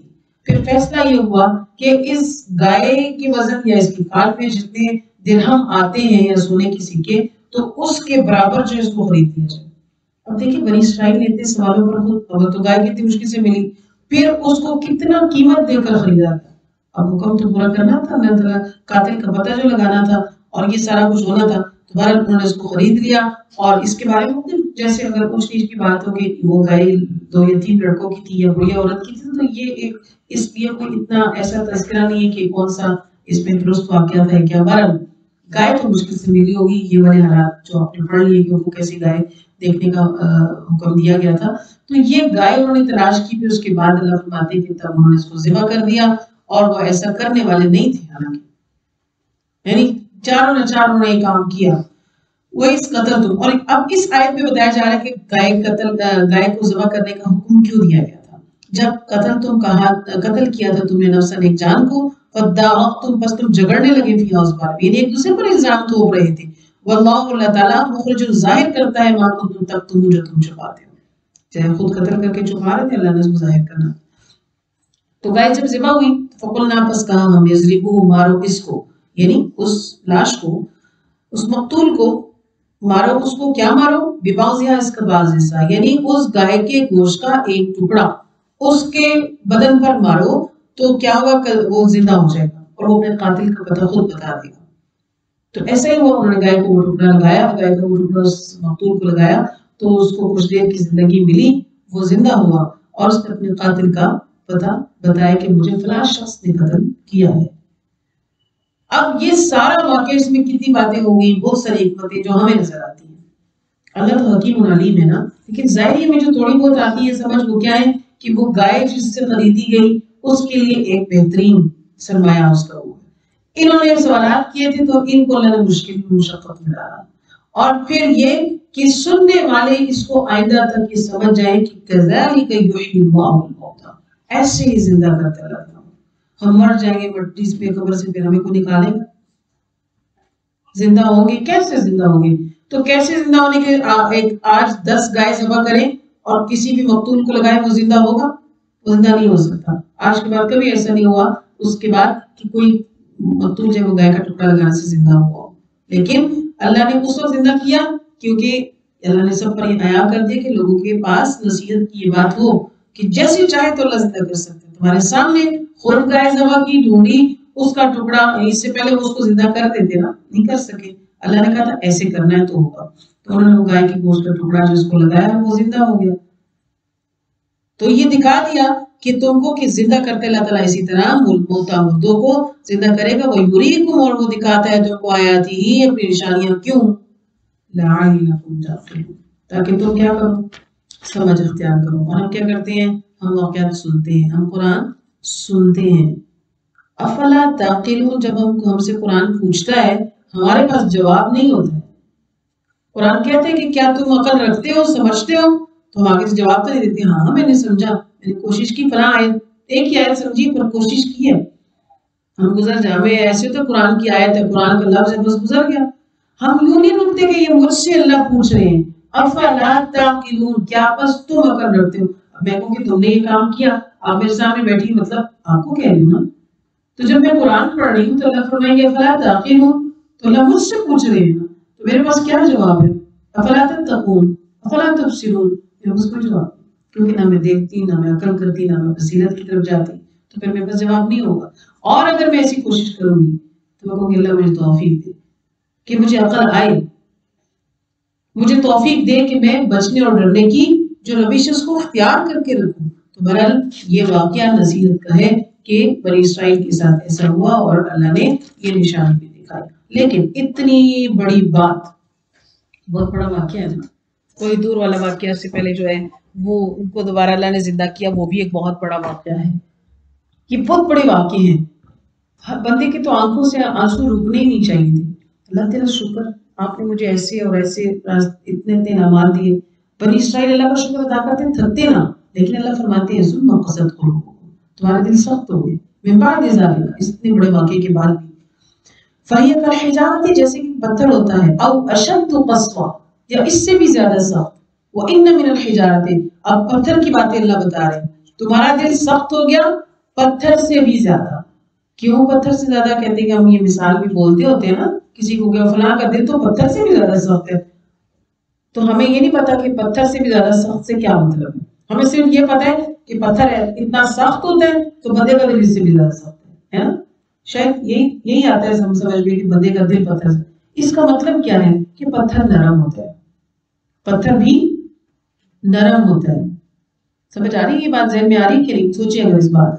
ہم یہ کہیں کہ پتھر ایک سالڈ چیز ہے, سخت ہے, تو بندے کا دل اس سے بھی سخت ہے, یہ بطور تمثیل ہوگی. نہیں, اس کا مطلب یہ ہے کہ پتھر بھی نرم ہوتا ہے, پتھر میں بھی شگاف پڑ جاتی ہے. وہ کوئی شعر ہے اس کا یہ ٹکڑا کہ وہ پانی بھی پڑے متصل تو کیا ہو جاتا ہے, سوراخ ہو جاتا ہے. کچھ ایسا شعر ہے کہ ایک پتھر پڑا ہے, وہاں پہ ٹپ ٹپ پانی گرے, ایک ایک قطرہ گر رہا ہے, اس پہ قطرہ گر رہا ہے, وہ سوراخ ہو جاتا ہے. کبھی یہ مشاہدہ دیکھا ہے آپ نے کہ ایک چکنا صحیح سالڈ پتھر ہے, کوئی دراڑ نہیں ہے, لیکن اس پہ پانی گرتے گرتے اس پہ بھی سوراخ پیدا کرتا ہے. اور قرآن کیا کہتا ہے, ہمارا رب کیا کہتا ہے کہ وَإِنَّ مِنَ الْحِجَارَةِ, پتھروں میں سے بھی ایسے ہیں. مطلب یہ نہیں کہ پتھر سخت ہے تو دل اسے سخت ہے, مطلب یہ کہ پتھر میں بھی نرمی آتی ہے. پتھر بھی کیا ہوتا ہے, لما یتفجر, جاری ہو جاتی ہے, من الانہار, اس سے نہریں. سبحان اللہ, پتھروں سے نہریں جاری ہونے کی مشاہدے اہل کشمیر تو بہت اچھی طرح جانتے ہیں, اور اسی طرح شمالی علاقہ جات کے لوگ بھی خوب جانتے ہیں. جو ان علاقوں کے نہیں ہیں تو وہ سیر سپاٹا سیر و تفریح کے غرض سے جاتے ہیں, انہوں نے وہ مشاہدے کیے. کسی نہ کسی کے گاؤں میں کچھ چشمہ بہ رہا ہے تو اس نے دیکھا ہے, بالکل پہاڑی کے درمیان میں آپ نے بہت پتھر ایسے دیکھے ہوں گے کہ جن کے اندر سے پانی ہے, پلین پتھر میں سے پانی نکل رہا ہے. بہت سارے ان کے گاؤں ہیں, آپ کو پتہ چلے, آپ کو یہ ساری چیزیں دکھائیں گی. تو مقصد کیا ہے کہ پتھروں کو دیکھیں گے, لما یتفجر منہ الانہار, کہ ان سے نہریں جاری ہو جاتی ہیں. وَإِنَّ مِنْهَا, اور ایسے بھی لما یشقق, یہ مشاہدہ بھی آپ نے کیا, پتھر پھٹ جاتا ہے, پتھر میں دراڑ آ جاتی ہے, بلاسٹ کرنے سے نہیں, عام طور پر. اور اگر بلاسٹ کرنے کو, اس کو توڑنے کو دیکھیں تو پتھروں کو توڑنے کا کام جاری، آخر پتھر ٹوٹ جاتے ہیں، توڑتے توڑتے ٹوٹ جاتے ہیں۔ بندہ کا دل کیسا ہے؟ 1 آیت 2 آیت 3 آیت، پہلی سورت، 10ویں سورت، 18ویں سورت، 114 صورتیں، ہزاروں کی تعداد میں آیات سن کے اس کے دل میں دراڑ نہیں آئی، اس کے دل میں یہ شک نہیں آیا، اس کے دل میں اللہ کا خوف نہیں آیا۔ کیوں؟ اس کا دل پتھر سے بھی زیادہ سخت ہے۔ اللہ ہمیں قلب خشیت نصیب فرمائے۔ تو فرمایا کہ بے شک پتھروں میں بھی کیا ہوتا ہے کہ وہ شک ہو جاتے ہیں، من الماء، اور اس سے پانی نکل جاتا ہے۔ اور پھر بے شک ان میں سے ایسے بھی ہیں جو یہاں بھی تو گر پڑتے ہیں من خشیت اللہ، اللہ کے ڈر سے۔ ہمارے یہاں بہت سے نام دی جاتے ہیں کہ وہ کیا ہوتا ہے کہ آتش پیشاب پھٹا اور اوزون میں یہ ہوا، فلاں ہوا، یہ ہوا، وہ اوپر سے پتھر گر پڑتے ہیں، فلاں چیز سے گر پڑے ایسے۔ قرآن کہتا ہے من خشیت اللہ، یہ اللہ کے ڈر سے گرتے ہیں۔ تو یہ بعض پتھروں کی مثالیں بیان کی گئی کہ، اور پھر چونکہ بنی اسرائیل کا ذکر چل رہا ہے تو مطلب کیا ہے کہ اللہ فرما رہے ہیں کہ بنی اسرائیل ایسی بدبخت قوم تھی کہ ان میں پتھروں والی خصوصیات بھی نہیں پائی جاتی تھی، کہ ایسا سخت پتھر پھٹ بھی جاتا، گر بھی جاتا، اس کے اندر سے نہریں بھی جاری ہو جاتی۔ تو اہل علم نے کہا کہ پتھروں کا بلندی سے پستی کی طرف گرنا خشیت کی علامت ہے۔ دراصل وہ اللہ کے حضور سجدہ ریز ہوتا ہے، اور یہ چیزیں قرآن و حدیث اور حدیث سے بالخصوص ثابت ہیں کہ کائنات کی ہر چیز، حتیٰ کہ انسان کا سایہ قرآن میں آتا ہے کہ وہ سجدے کی حالت میں ہوتا ہے۔ صبح وہ کیسے ہوتا ہے، دن میں کیسے ہوتا ہے، شام میں انسان کا سایہ اگر آپ دیوار پر دیکھیں تو کیسے جھکا جا رہا ہے۔ سجدے کی حالت میں ایسا ہوتا ہے، انسان کا سایہ بھی کیا ہے، سجدے کی حالت میں آ جاتا ہے۔ اور کیونکہ سجدہ کیونکہ اللہ کو بہت پسند ہے، پوری نماز اطاعت میں سجدہ کیا ہے، اللہ کی قرب کی علامت۔ قرآن کہتے ہیں نا وسجد واقترب، اور سجدہ کر اور قریب ہو جا۔ سبحان اللہ وبحمدہ۔ ہم نے کبھی ملاقات کا سوچا نہیں نا اللہ سے، اللہ کے قریب، اللہ کو ہم کہتے ہیں کہ بس اللہ میرا ہو، اللہ مجھ پر مہربانی کرے، میں اللہ کی ہو جاؤں، یہ سوچ تھوڑی بہت کم ہے۔ کیونکہ میں نے اگر اللہ کے قریب ہونا ہے تو پھر مجھے کیا چیز چاہیے، وسجد واقترب، سجدہ کرو اور اس کے کیا ہو جاؤ، قریب ہو جاؤ۔ تو اللہ تعالیٰ یہ رمضان کی ساعتیں بھی آ رہی ہیں تو وسجد واقترب کی لذت اللہ ہمیں نصیب فرما دے۔ کسی قیام میں، کسی سجدے میں، کسی بھی ایک لمحے میں اگر ہمیں اللہ کا قرب مل جائے وہ دنیا معافی ہاں سے بہتر ہوگا، اور وہ تمام زندگی کی عبادت پر وہ لمحہ جو ہے وہ حاوی ہوگا۔ اللہ ہمیں نصیب فرما دے۔ واللہ، نہیں اللہ تعالیٰ، بغافل بے خبر عما قص تعملون، جو کچھ تم کر رہے ہو۔ تو یہ عز و انکساری کی باتیں یہ قرآن ہمیں سمجھاتا ہے، سکھاتا ہے، اور وقت بہت کم ہوتا ہے کہ ہم کسی ایک آیت کو، یہ آیت تو بس لے کر بیٹھ جانے والی ہے، اور اس کو خود کے اوپر لاگو کرنا ہے کہ کون کتنا جو ہے وہ عمل لے سکتا ہے۔ کوئی جب سیکھتا ہے، پڑھتا ہے، سمجھتا ہے تو وہ جیسے چشمے جاری ہو جائیں، اور کوئی ایسا بھی ہو کہ جس کے لیے نہر جاری ہونے کے برابر، اور زیادہ اور کم کے لیول جو ہے وہ سیکھنے کی سمجھ آتی ہے کہ میں اس لیول پر مجھے اس سے آگے جانا ہے۔ اور بدبختی اور شقاوت کی بات ہوتی ہے جس کا دل جو ہے وہ سخت ہو جاتا ہے، تو اس میں پھر دین کی بات نہیں پڑتی۔ دل کی نرمی کو اللہ سے مانگنا چاہیے کہ جتنا دل نرم ہوگا اتنا گناہوں سے دور ہوں گے، جتنا دل نرم ہوگا اتنے صدقات کریں گے، جتنا دل نرم ہوگا اتنا بیت اللہ کی زیارتوں کے لیے دل مچلے گا، جتنا دل نرم ہوگا اتنا زیادہ عبادت اور قرآن میں دل لگے گا، جتنا بھی دل نرم ہوگا قرآن کے ساتھ جو ہے وہ شغف زیادہ ہوتا جائے گا۔ پھر میرے پاس یہ جملہ گم جائے گا، میرے ڈکشنری سے یہ جملہ فارغ ہو جائے گا کہ میں کیا کروں، میرے پاس ٹائم نہیں ہوتا، کرنا تو چاہتی ہوں لیکن یہ مسائل ہوتے، میرے پاس وقت نہیں ہے۔ اللہ وقت کہاں سے نازل فرما دیں گے یہ ہمیں کبھی سمجھ بھی نہیں آئے گا کہ میرے پاس اتنا وقت کیسے آتا ہے۔ تو الحمدللہ ثم الحمدللہ کہ اللہ نے جو میں نصیب کیا ہوا ہے اللہ اس میں اضافہ فرما دے۔ افلتمعون، کیا بس تم یہ تمنا رکھتے ہو، یہ سمجھتے ہو کہ ایوبینوں کی وہ ایمان لے آئیں گے؟ اللہ تعالیٰ اہل ایمان سے خطاب فرما رہے ہیں کہ یہ دیکھو، یہ جو پتھروں سے بھی زیادہ جن کے دل سخت ہیں، اے اہل ایمان، کیا تمہاری یہ توقع ہے کہ تمہارے کہنے پر یہ یہود ایمان لے آئے گا؟ ہرگز نہیں، یہ بدبخت قوم ہے، یہ تمہاری بات کی تصدیق نہیں کریں گے۔ مومنوں سے کہا گیا کہ گمان مت کرو کہ تمہارے سے شریک ہو جائیں گے، بس تم اپنی بات جو ہے وہ پہنچاتے رہو، ان کے پیچھے مت پڑو۔ وقد كان فريق منهم، کیوں ان میں سے ایک گروہ ایسا ہے جو یسمعون کلام اللہ، اللہ کا کلام سنتا ہے، ثم پھر یحرفونہ، اس کو بدل دیتا ہے. کب بدلتا ہے؟ من بعد ما قالوا، سمجھنے کے بعد. سمجھنے کے بعد کہتے ہیں کہ نہیں کوئی بات نہیں ہے، ایسے نہیں ہوتا، ایسے نہیں، ایسے کرنا ہے. ہم یعلمون، اور وہ جانتے ہیں کیونکہ کیا کرتوت ہے، کیونکہ انہوں نے تورات بدلی ہے. قرآن کے ساتھ بھی ان کا ایسا ہی طرز عمل وہ کرنا چاہتے ہیں. لہٰذا یہود کے طریقوں پر نہ چلا جائے، نہ ان کا ساتھ رکھا جائے. اور یہ وہ لوگ ہیں جیسے کہ ہم نے پیچھے پڑھا بھی کہ وَإِذَا لَقُوا الَّذِينَ، یہ وہ لوگ ہیں جو کہتے ہیں کہ ہم آمنا ایمان لائے. وَإِذَا خَلَا بَعْضُهُمْ، جب لوٹتے ہیں اپنے وہ بعض اپنے ساتھیوں کی طرف تو اس وقت وہ ایک دوسرے کو ملامت کرتے ہیں. کیونکہ نا بعض ان کے ساتھی ایسے تھے کہ جب منافقین تھے تو ان کے پاس جب مومن لوگ آتے تھے ان کو کہتے تھے کہ آج یہ آیت نازل ہوئی، آج یہ حکم ہوا ہے، یہ بات ہے، تو وہ آگے سے شیخی بگاڑتے تھے نا ایک دم. چونکہ تورات کے علم تم کو تھا، ان کو پتہ ہے یہ صحیح بات ہے، فوراً کہتے ہیں ہاں ہم نے یہ بات پڑھی ہوئی ہے، ہمیں یہ بات معلوم ہے. جیسے اکثر کوئی بچہ مائیں آنکھیں نکال دے، یہ بات پتہ نہیں تھی، بچہ کہتے ہیں ہاں یہ چیز ہمارے گھر میں ہے نا، یہ بات مجھے پتہ ہے. ہاں ماں کہہ رہی ہوگی اگر اچھا ایسے تو ہمیں پتہ نہیں.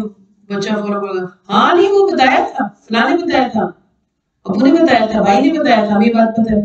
تو وہ ماں کے لیے کیا کرے؟ ابھی کوئی یہ سمجھے گا کہ ہمیں پتہ ہے اور پھر بھی ہم نہیں گئے ان کو ملنے، ہمیں پتہ ہے ہمیں پھر بھی ان سے نہیں پوچھا.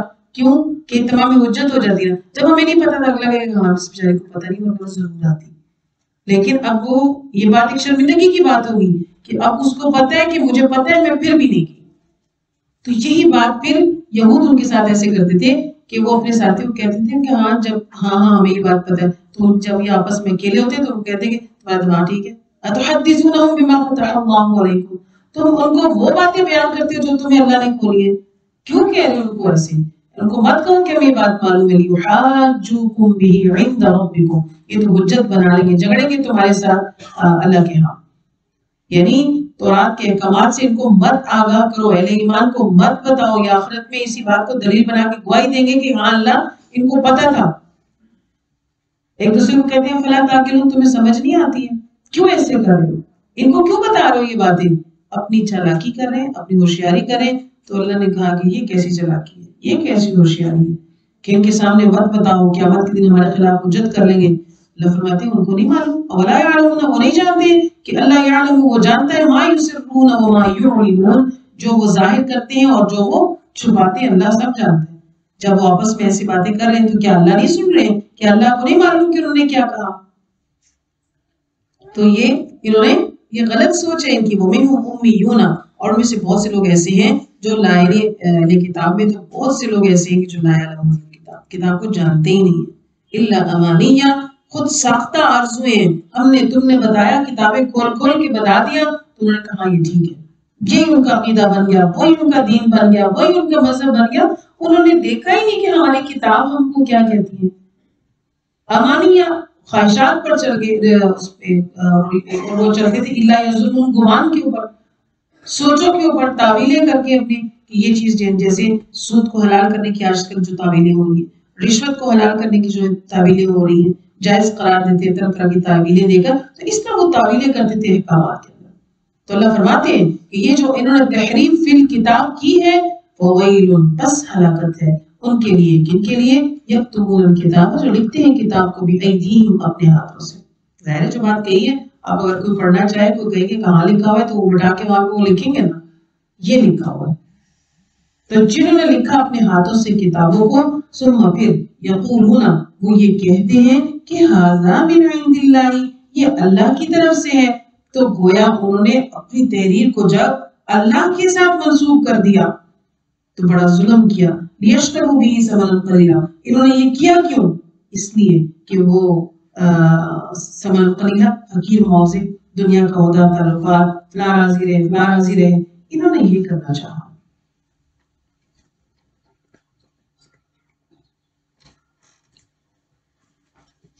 تو من گھڑت باتیں انہوں نے تورات سے منسوخ کی، اور تو فرمایا کہ جو انہوں نے اپنے ہاتھوں سے لکھا، اور وہ ویل، اور ہلاکت ہے ان کے لیے، ما یکسبون، جو انہوں نے اس سے کمایا، چاہے عہدہ کمایا، چاہے تعلقات کمائے، چاہے کچھ بھی انہوں نے کیا ہے، وہ سارا جو ہے وہ ان کے لیے ہلاکت کا باعث ہو جائے گا. اور یہ کیا کہتے ہیں؟ لن تمسنا النار ہرگز بھی نہیں ہم کو آگ چھوئی. ہمیں آگ نے نہیں چھونا. اچھا اگر آیا عذاب قیامت کے دن کو بدلہ شدنا ہوا بھی تو کیا ہے؟ ایام معدودہ، تھوڑے سے دن ہوں گے. اچھا چلو تھوڑا مان لیتے ہیں ان کے عقیدے کو بالفرض مان، جو بالکل جو ہے نا وہ جھوٹ پر مبنی ہے، لغویات پر مبنی ہے، لیکن مان لیتے ہیں کہ ایام معدودہ عذاب ہوگا ان کو. 5 سیکنڈ کے لیے اپنی انگلیاں آگ میں پکڑ کے کھڑے ہو کے چیک کر کے بتا دیں. 5 سیکنڈ. کوئی ماچس جب کڑکاتا ہے یا لائٹر کڑکائے گا وہ لگ جائے تو وہ فوراً پھینک دیتا ہے، ٹچ کیا. کسی کا ہاتھ استری یا توے کے ساتھ جل گیا ہو تو اس کی جلن کو محسوس کیا ہوا خواتین میں کتنا اثر رہتی ہے، نشان چھوڑ جاتی ہے، داغ بنا دیتی ہے. جلن کا احساس کتنے دن تک رہتا ہے. اور اگر ہم دیکھیں نا مومن ہر چیز میں سے اگر سیکھنے کی کوشش کریں تو ایسے لگتا ہے جب ہمارا ہاتھ جلتا ہے یا خواتین ہم پکاتی کام کرتی ہیں بہت دفعہ ہمارے ہاتھوں میں جلن ہوتی ہے، لگ جاتے ہیں، تو جیسے اللہ تعالیٰ ہمیں یاد کرا رہے ہوں یہ نہیں نہ برداشت کر سکتی ہو جہنم کی آگ کیسے کرو گی، اس سے بچنے کی بھی تیاری کرو.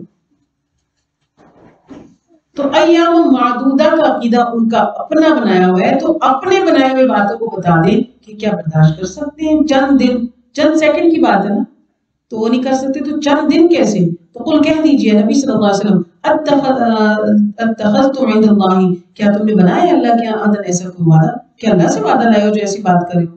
اور فلن یخلف اللہ، ہرگز بھی خلاف نہیں، کیونکہ اللہ اپنے وعدے کا بالکل سچا اور پکا ہے، تو اللہ وعدے کا خلاف نہیں کرے گا. کیا تم نے اللہ سے وعدہ بنایا ہوا ہے؟ ام پھر یا تقولون، تم کہتے ہو اللہ ما لا تعلمون، اللہ پہ وہ بات جو تم جانتے نہیں. بھلا ہاں جو یہ کہتے ہیں کہ آگ ہرگز نہیں چھوئے گی، وہ سنیں ذرا کہ کیوں نہیں چھوئے گی، کب؟ ہاں من کسبہ، جس نے سیئتن کمائی ہو برائی، تو وہ احاطت گھیر لے گی اس کو اس کی خطیئتہ برائیاں، فاولئک، یہ لوگ ہوں گے اصحاب النار، اور اس میں وہ خالدون ہمیشہ رہیں گے. اور وہ لوگ آمنوا جنہوں نے ایمان لایا پھر عامل الصالحات کیے، یہ لوگ اصحاب الجنہ ہوں گے اور ہم فیہا خالدون، اس میں ہمیشہ رہیں گے. سیدھا واضح قانون، واضح طریقہ، واضح سمجھ، واضح بات بتا دی گئی کہ سن لو، سمجھ لو. تم جو عقیدے بنا رہے ہو، تم جو طریقے بتا رہے ہو، سن لو. اللہ تعالیٰ نے جس کو اگر نجات دینی ہے تو اسی طرح سے دینی، اس کے علاوہ نہیں. تو لہٰذا یہ جو عقیدہ ہے کہ سارے جو ہے وہ بخشے ہو جائیں گے اور سب نبی کی امت ہے، تو ان کو اس چیز کے اوپر سوچنا چاہیے. بخشے جاؤ گے، سارے جنت میں جاؤ گے، لیکن اس کی برائیاں اس کو گھیریں گی، اس کو اس کے اعمال کا بدلہ ملے گا، اور وہ کتنی دیر برداشت کر سکتا ہے وہ بتائے. وَإِذْ أَخَذْنَا، اور جب لیا ہم نے میثاق کا وعدہ، پھر بنی اسرائیل کا ذکر چل رہا ہے کہ ہم نے اس سے وعدہ لیا تھا، لا تعبدون، کہ نہیں وہ عبادت کریں گے، الا اللہ، مگر اللہ تعالیٰ کی، وبالوالدین، اور والدین کے ساتھ احسان کرنا، وذی القربى، رشتہ داروں کے ساتھ، یتیموں کے ساتھ، مساکین کے ساتھ. اس کے علاوہ کیا کرنا؟ وقولوا للناس حسنا، لوگوں کے ساتھ اچھی بات کرنا. بنی اسرائیل کے ساتھ جو وعدے لیے گئے تھے، جو ان کے انبیاء کے تھرو ان کو پہنچے تھے، جو ان کی شریعت میں تھے، اس میں پہلی بات کیا ہے کہ شرک نہیں کرنا، شرک بالکل بھی نہیں کرنا. ہماری شریعت میں بھی یہی ہے. اللہ کے نبی صلی اللہ علیہ وسلم جب کسی کو اپنا نائب بنا کر کسی علاقے میں بھیجتے، جیسے کہ یمن کا گورنر بنایا معاذ بن جبل کو، تو فرمایا تھا کہ سب سے پہلے لوگوں کو توحید اور رسالت کی دعوت دینا. کہ آپ گورنر بن رہے ہیں تو گورنر بن کے آپ یمن جا رہے ہیں، وہاں جا کے ان کی سڑکیں بنوا دینا، نہریں اور پل تعمیر کرنا، ان کو روزگار فراہم کرنا نہیں. یہ ضروریات ہے اور یہ ثانوی ہے. پہلی کیا ہے؟ توحید اللہ. ان کو جا کے سب سے پہلے توحید کی دعوت دینا، کیونکہ جب وہ فَإِذَا عَرَفُوا اللَّهَ عَزَّ وَجَلَّ، جب وہ اللہ کو اچھی طرح پہچان لیں تو پھر ان کو دیگر احکامات، نماز کا بتانا، روزے کا بتانا، زکوٰۃ، ہر سب چیزوں کا بتانا، یہ فرائض ہیں. باقی کام تو گورنر کا کام ہے، وہ کروائیں گے، لیکن یہ طریقے آپ نے کرنے. دوسری بات ہے کہ والدین سے اس کے سلوک، یہ صرف بنی اسرائیل کی شریعت میں نہیں تھا بلکہ آج کی شریعت میں بھی ہے کہ ماں باپ کا حق ادا کرنا ہے. ساری مخلوق میں والدین کو سب سے اول شمار کیا گیا ہے. جس کو آج کی دور آج کی نسل نے آخری نمبر دے دیا. یہ بھی اللہ کے حکم کے خلاف ہوا تو حرام کام نہیں ہوا. جو کام اللہ کا بتایا ہوا اس کے خلاف چلے گی وہ حرام ہوگا, وہ غلط ہوگا.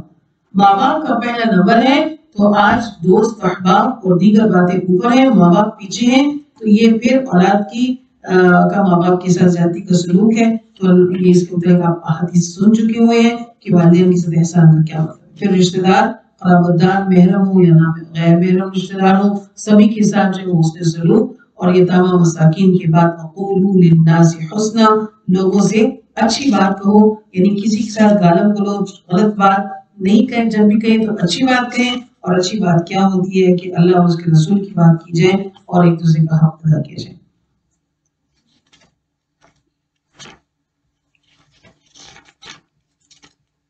واقعی الصلاۃ اور نماز کو قائم کریں, وآتوا الزکاۃ اور زکوٰۃ کو ادا کریں. یہ بدنی عبادات ہے. نماز جو ہے وہ عبادات کے اندر جو ہے وہ سب سے مقرب عبادت ہے. مقرب یعنی اللہ سے قریب کر دینے والی جو ہے, اس سے اللہ کا تعلق استعمال ہوتا ہے. دن میں 5 مرتبہ اللہ کے حکم کا, اللہ کی پکار کا, اللہ کی دعوت پر وہ لبیک کہے اور وہ 5 نمازوں کو ادا کریں, تو یہ ایک تعلق استعمال ہوتا ہے. لیکن نماز پڑھیں گے تو اللہ سے تعلق بنے گا. کسی سے ملاقات کریں گے جا کے, کسی سے ملتے کیوں اس سے تعلقات بناتے ہیں. کسی نے کسی کے یہاں اگر رشتہ کرنا ہوتا ہے تو وہ بہت بار کیوں آتے جاتے ہیں. تعلقات استوار ہو, ہمارے یہاں پہ کام بنتا ہے کہ نہیں بنتا, ہمارے یہاں تعلقات کی سیٹنگ ہوتی ہے کہ نہیں ہوتی ہے. تو 5 مرتبہ روزانہ اللہ کی پکار پر نہیں جائیں گے تو تعلقات استوار نہیں ہوں گے. اس لیے لڑکوں کو, بیٹوں کو, مردوں کو مسجد کی طرف جانے میں مدد کیا کریں کہ اذان سے پہلے ایسی باتیں شروع ہو جائیں کہ مسجد میں نماز پڑھنی چاہیے. پھر اذان کی بات ہوتا ہے جو اذان ہوگی چلا جائے, آج نہیں گیا کل نہیں گیا آخر چلے ہی جائیں گے. مردوں کو اس طرف راغب کیا جائے. ثم پھر تولیتم, تم پھر گئے مگر تھوڑے ہی تھے, وانتم اعراض کرنے والوں میں سے تھے. وَإِذَا أَخَذْنَا, اور جب لیا ہم نے وعدہ, میثاقکم, تم سے وعدہ, تاکہ لا تسفکون, کہ تم نہیں ایک دوسرے کا خون بہاؤ گے. یعنی اللہ نے فرمایا کہ اپنے ہم مذہب لوگ, اپنے ہم ملت لوگوں کا ناحق قتل نہیں کرو گے. اور یہ حکم آج تک بھی بائبل کے اندر ان کی موجود ہے, اور قرآن میں بھی آتا ہے کہ ناحق ایک دوسرے کا خون نہیں بنانا قطعی حرام ہے. یہ کبائر گناہوں میں شامل ہے. تو تورات میں دوسرا حکم ان کے لیے یہ تھا کہ لا تخرجون انفسکم, اور اس طرح تم اپنوں کو, یعنی جو تمہارے ہم مذہب لوگ ہیں ان کو گھروں سے نہیں نکالو گے. اور ثم پھر اقررتم, تم نے اقرار کر لیا. یہ الفاظ تورات میں موجود ہیں کہ بنی اسرائیل تم نے ایسا نہیں کرنا اور تم نے اس وعدے کو وفا کرنا ہے اور تورات کے احکام کی پابندی کرنی ہے. وانتم تشهدون, تم خود اس بات کے گواہ تھے. لیکن ثم انتم هؤلاء, یہ تم وہی ہو کہ جنہوں نے کیا کیا, تقتلون انفسکم, اپنوں کو نہ صرف قتل کیا اور ان کو بلکہ ان کے گھروں سے بھی نکالا, ان کے گھروں سے نکالا اور جنگ و جدل کیے اور ایک دوسرے کے خلاف رہے. تظاہرون, تم نے چڑھائیاں کی ان کے اوپر, بالاسم والعدوان, گناہ اور زیادتی کے ساتھ. مدینہ کے اندر 2 بڑے قبائل اوس اور خزرج تھے. ہمیشہ ایک دوسرے سے ان کا جھگڑا لڑائی رہتا تھا. ان کی آبادی ہزاروں تک پہنچتی تھی. مدینہ میں جب اسلام آتا ہے اور یہ انصار کے اندر جو ہے مدینہ کے اندر 2 قبائل تھے کہ اس میں بنو قریظہ اور بنو خزرج, بنو نذیر سوری. تو بنو قریظہ جو تھے وہ قبیلہ اوس کے حامی تھے اور بنو نذیر جو تھے وہ قبیلہ خزرج کے طرفدار تھے. تو اب یہ ہوگا کہ ایک گھر کے 2 بھائی تھے, دوسرے گھر کے 2 بھائی تھے. اب اس گھر کے دونوں بھائیوں کو آپس میں ایک ہونا چاہیے اور اس گھر کے دونوں بھائیوں کو آپس میں ایک ہونا چاہیے, یا یوں ہونا چاہیے کہ اس گھر کا ایک بھائی اس کا دوسرا بھائی, اس گھر کا ایک بھائی اس گھر کا دوسرا. یہ فتنہ نہیں ہے. جب یہ 2 دوست ہیں تو اس کا مطلب ہے ان دونوں کی دشمنی بن گئی. جب اس نے اس پر حملہ کیا تو یہ اس کا ساتھ اپنے بھائی کا ساتھ نہیں دیا, اپنے دوست کا ساتھ دیا. اس کے ساتھ دوستی ہے, دونوں قبائل کی آپس میں بنتی ہے. تو اس طرح یہ کرتے تھے کہ اپنی دوستی میں ایک دوسرے کا ساتھ دیتے اور خوب کشت و خون ہوتا اور جلاوت زہر, وہ قید کر لیے جاتے, جلاوت نہیں ہوتی. اب وہ جب قید ہو جاتے تو پھر کیا کرتے کہ نہیں, اپنے بندے ان کو معاوضہ دے کے واپس بھی. اللہ نے فرمایا کہ یہ تو حرام تھا, یعنی تم فدیہ لے کے ان کو چھڑواتے ہو, وہ محرم علیکم اخراجہم, کا تو نکالنا ہی تم پر حرام تھا. اچھا فدیہ دے کے چھڑانا تم نے سمجھ لیا اور ان کو نکالنا جو ان کو درست سمجھا اور فدیہ وہ غلط کام بھی درست کیا تم نے. تو کیا مطلب ہے کہ افتؤمنون ببعض الکتاب، کیا تم ایمان لاتے ہو کتاب کے بعض حصے پر، وتکفرون ببعض، اور انکار کرتے ہو بعض حصے کا. اللہ نے گھروں سے نکالنے سے ہی منع کیا تھا، وہ آپ نے مانی نہیں. لیکن اپنے لوگ تھے قیدی ہیں تو پیسے دے کے چھڑا کر لے کہ اپنوں کو ایسے چھڑایا جاتا. تو جس چیز کو خود کرنے کا دل ہوا وہ کیا، تو اللہ کے حکم کے مطابق نہیں چلے. فما جزاؤ، بس کیا ہے بدلہ اس کا، الا مگر خزي رسوائی ہے فی الحیات دنیا، دنیا کی زندگی میں، اور قیامت کے دن یردون، وہ لوٹائے جائیں گے الی اشد العذاب، سخت عذاب کی طرف لوٹائے جائیں گے. کہ یہودیوں کے ساتھ ایسا ہی ہوا. یہود، بنی قریظہ، بنو نذیر سب ذلیل و خوار ہوئے، سازشی قسم کے لوگ تھے. وَاللَّهُ نہیں ہے اللہ تعالیٰ بغافل، بے خبر، عما تعملون، اس سے جو کچھ تم کرتے ہو. بے شک اللہ جانتا ہے یہی وہ لوگ ہیں نشتروا الحیات دنیا، جنہوں نے خرید لیا دنیا کی زندگی کو آخرت کے بدلے میں. اپنے ان کرتوتوں کی وجہ سے آخرت کی دائمی زندگی کے بدلے عارضی اور حقیر زندگی کو منتخب کیا. فلا یخفف، پس ہلکا نہیں کیا جائے گا عنہم العذاب، ان سے عذاب تخفیف نہیں ہوگی. ولا هم ينصرون، اور نہ ہی ان کی کوئی مدد کی جائے گی. وَلَقَدْ آتَيْنَا، البتہ دیا ہم نے موسیٰ کو کتاب، وَقَفَّيْنَا، اور بھیجے ہم نے اس کے بعد رسول، پے در پے رسول، قفینا پے در پے، مسلسل رسول، ایک رسول کے بعد دوسرے رسول آتے رہے جو تورات کی تعلیم کی تبلیغ کرتے رہے. اور کسی قوم میں پیغمبر کا آنا جو ہے وہ خاص مہربانی اور شفقت کا حامل ہوتا ہے، کیونکہ نبیوں کے ذریعے سے قوم کے حالات سدھرتے ہیں، مشکلات سدھرتی ہیں. تو لہٰذا اللہ نے ان کی رہنمائی کے لیے بہت سارے انبیاء بھیجے، جیسے داؤد علیہ السلام، یونس علیہ السلام، زکریا علیہ السلام، اور پھر یہ ہوتا یہ سلسلہ جو ہے ان کے آخری رسول حضرت عیسیٰ علیہ السلام تک چلا. کہ اسی طرح جو یہ انبیاء کا ذکر، انہیں بہت سارے انبیاء اللہ تعالیٰ نے مبعوث فرمائے جو سب عظیم المرتبت انبیاء تھے اور اللہ کی عظیم کتابیں لے کر ان کے پاس آئے. تو اللہ فرماتے ہیں کہ ہم نے عیسیٰ علیہ السلام کو بھیجا تھا بینات دے کر. عیسیٰ ابن مریم بینات لے کر آئے تھے، واضح چیزیں لے کر آئے تھے. قرآن میں اس کا ذکر بھی آتا ہے کہ ان کے پاس جو معجزات تھے، آپ تیسرے پارے میں پڑھیں گے انشاءاللہ. تو عیسیٰ عبرانی زبان کا لفظ ہے اور عیسیٰ یسوع کے معنی مبارک ہوتے ہیں، اور حضرت مریم علیہ السلام ان کی والدہ تھی.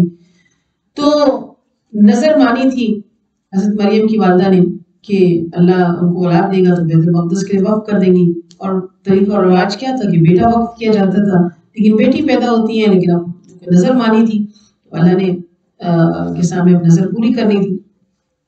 اللہ نے انہیں کو برگزیدہ اور پاکیزہ بنایا، اور مریم علیہ السلام کے بدن سے عیسیٰ علیہ السلام پیدا ہوئے. اللہ فرماتے ہیں کہ عیسیٰ علیہ السلام کو ایدناہ بروح القدس، ہم نے پاک روح سے اس کی تائید کی تھی، یعنی ہم نے جبریل کے ذریعے حضرت عیسیٰ علیہ السلام کی مدد کی تھی. تائید مختلف مقامات پہ اللہ تعالیٰ کی طرف سے ان کے لیے ہوتی رہی.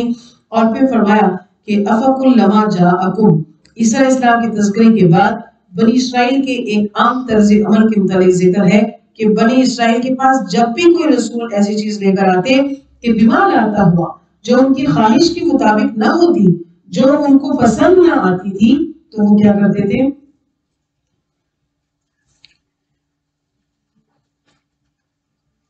استکبرتم، تو وہ تکبر کرتے تھے، اس سے پسند نہیں کرتے تھے. ففریقاً، بس ایک جو گروہ تھا کذبتم، وہ جھٹلا دیا، اور ایک گروہ جو تھا ایسا تھا جو قتل ہی کر دیتا تھا. یعنی نبی ان کے پسند کا نہ ہوتا یا نبی کی بات پسند کی نہ ہوتی. تو کچھ لوگ ایسے تھے کہ وہ توجہ ہی نہیں کرتے، تکبر کرتے تھے کہ یہ بات ہم کیا سنیں. اور دوسرا ایک گروہ جو تھا وہ کہتا تھا کہ یہ بالکل غلط ہے، معاذ اللہ انہوں نے یہ جھوٹی بات کر رہے ہیں، جھٹلا دیتی. اور ایک گروہ تو حد سے نکلا کہ انہوں نے انبیاء کو قتل کیا.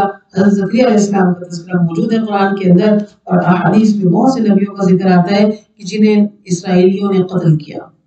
کیوں؟ کہ اپنی خواہشات کے مطابق اتباع کرنا اور تکبر کی خصلتیں ان کے اندر تھی. اور ان کا ایک زعم تھا، وہ جن کا ایک دعویٰ تھا. قرآن کہتا ہے کہ وہ کہتے تھے کہ قلوبنا غلف، ہمارے دلوں پر غلاف ہے.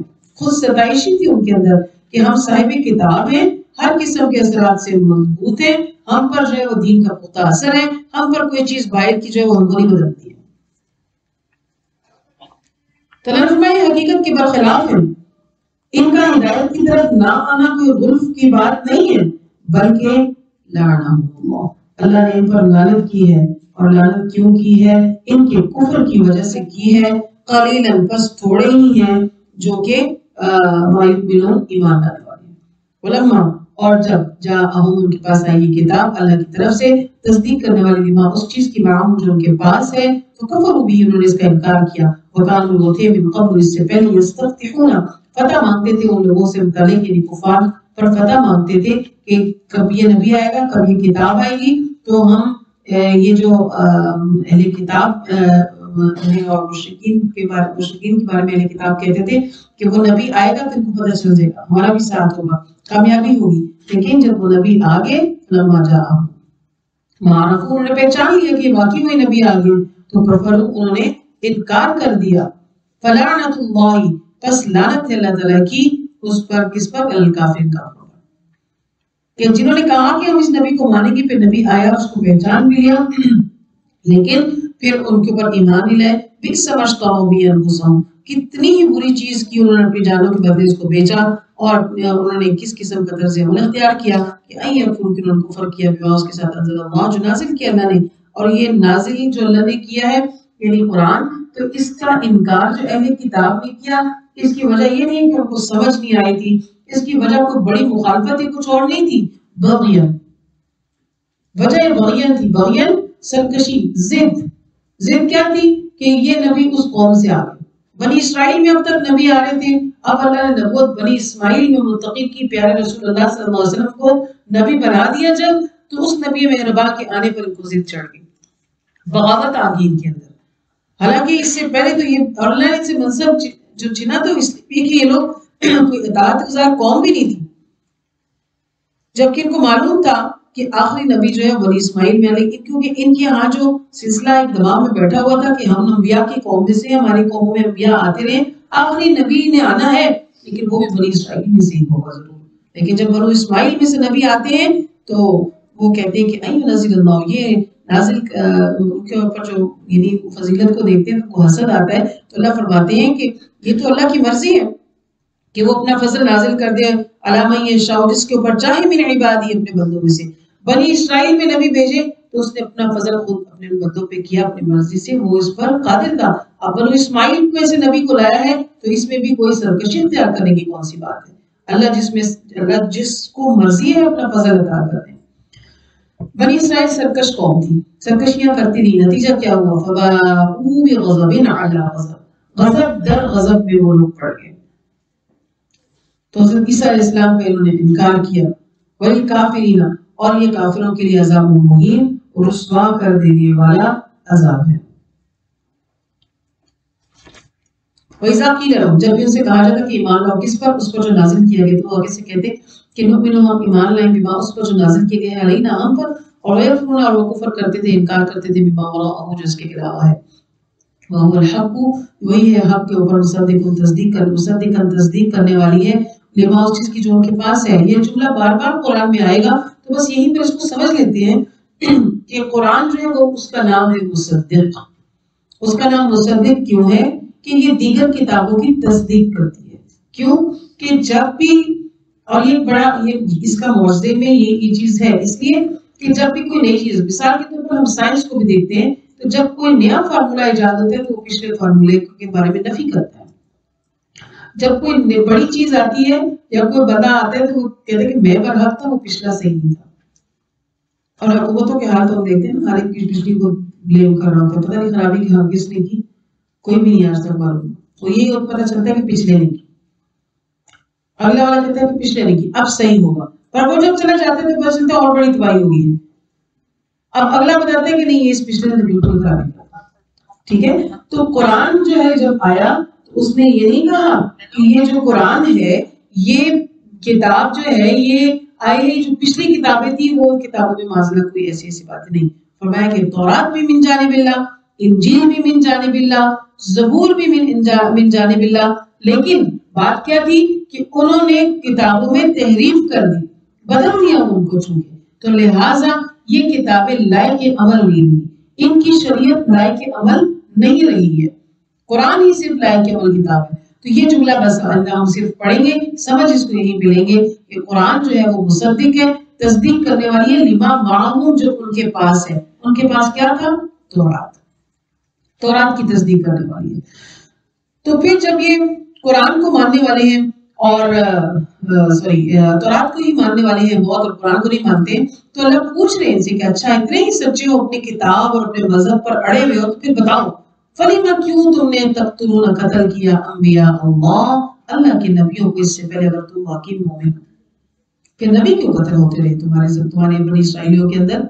وَلَقَدْ جَاءَكُمْ جب بھی آئے موسیٰ البتہ جاءکم آئے تھے تمہارے پاس موسیٰ علیہ السلام، کیوں آئے تھے؟ کیسے آئے تھے؟ بینات لے کر، واضح دلیلیں لے کر آئے تھے۔ اس کے باوجود یعنی موسیٰ جیسے معجزات کی ڈیمانڈ آج کر رہے ہیں تو اللہ تعالیٰ نے بہت معجزات بنی اسرائیل کو موسیٰ علیہ السلام کے تھرو بھیجے، لیکن باوجود اس کے بھی تم نے پھر عیسیٰ بچڑے کو جو ہے وہ معبود جو ہے وہ بنا لیا تھا، پھر تم نے شرک کیوں کیا؟ تو پھر فرمایا کہ اور اس وقت کو جیسے بھی گزر گیا کہ کوہ طور ہم نے تم پر معلق کر دیا، خذوا لینوا ما آتیناکم جو ہم نے تم کو دیا مضبوطی سے اور سنو۔ تو انہوں نے آگے سے کیا سنا کہا تھا کہ ہم سنیں گے، لیکن قال انہوں نے کہا کہ سمعنا وعصینا کہ ہم نے سنا اور پھر ہم نے نہیں مانا، ہم نے سنا اور ہم نہیں مانتے، ہم نے ویسا ہی نا نافرمانی کر دی۔ وہ شربو کیوں کہ پلا دی گئی تھی، جسے ہم پانی پیتے ہیں نا تو رگ رگ میں اتر جاتا ہے، تو یہاں پہ ان کی بچڑے سے محبت سے اس کو بیان کیا گیا کہ رچ بس گئی تھی ان کے دلوں میں محبت کس کی؟ عیسیٰ بچڑے کی، یعنی اس کو انہوں نے معبود جو بنا لیا تھا۔ تو کہہ دیجئے اے نبی صلی اللہ علیہ وسلم بئسما کتنا برا ہے یأمرکم جو حکم دیتا ہے اس کے ساتھ ایمانکم تمہارا ایمان، یہ کیسا ایمان جو تمہیں شرک کی طرف لے کر آ رہا ہے، تمہیں مشرک بنا رہا ہے۔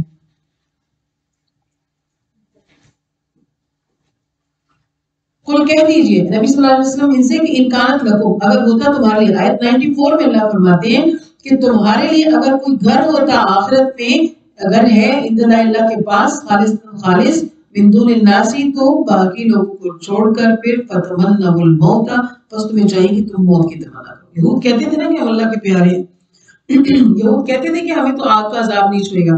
جب کچھ بھی نہیں ہونا تو پھر اس دنیا کی مسائل میں دنیا میں رہ کے کرنا کیا؟ جنت کے راستے پہ کیوں نہیں چلے جاتے؟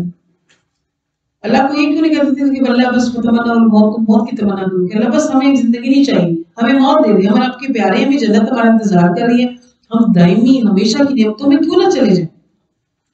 لیکن اللہ فرماتے ہیں کہ ولن ہرگز بھی نہیں یہ تمنا اس کی تمنا کریں گے، ابداً کبھی بھی تمنا نہیں کریں گے ہم سے، کبھی بھی۔ جب عام طور پر لوگ کہتے ہیں اب 110 سال ہو گیا اب تو اس کو مر جانا چاہیے، یہ تب بھی نہیں کہیں گے، کیوں؟ بما قدمت ایدیہم جو انہوں نے اپنے ہاتھوں سے آگے بھیجا ہوا ہے، ان کے کرتوت ان کو مرنے کی طرف کبھی بھی سوچنے نہیں دیں گے۔ اور پھر اللہ تعالیٰ علیم خوب جانتا ہے ظالموں کو، البتہ کیا ہے کہ وَلَتَجِدَنَّهُمْ تم ان کو پاؤ گے احرص الناس بہت زیادہ حریص علی حیات زندگی کے اوپر، من الذین ان لوگوں سے بھی اشرکوا جو مشرک ہیں، اہل کتاب جس کو عقیدہ آخرت کے بارے میں معلوم ہے کہ مرنا ہے جواب دینا ہے، مشرک تو اس بات کو مانتا ہی نہیں ہے نا، تو مشرک اتنی زندگی کی تمنا یا حرص نہیں رکھتا جتنا ہی اہل کتاب رکھتے ہیں۔ یودو وہ چاہتے ہیں کہ احدہم ہو جائے ان کی عمر، احدہم ان میں سے ہر ایک کی عمر کاش کی اس کی عمر 1000 سنہ 1000 برس، اللہ فرماتے ہیں کہ ہو جائے ان کی 1000 برس عمر بھی اگر تو وما هو بمزحزحه من العذاب نہیں بچا سکے گی اس کو عذاب سے، ای عمر کتنی عمر ہوگی، کیونکہ اللہ جو ہے وہ بصیر ہے، دیکھ رہا ہے تمہارے اعمال کو کہ تم کیا کر رہے ہو۔ کہہ دیجئے نبی صلی اللہ علیہ وسلم من کانا جو کوئی بھی ہے عدو دشمن کس کا؟ جبریل کا، اور جبریل علیہ السلام کے دشمن تھے بنی اسرائیل، کیوں؟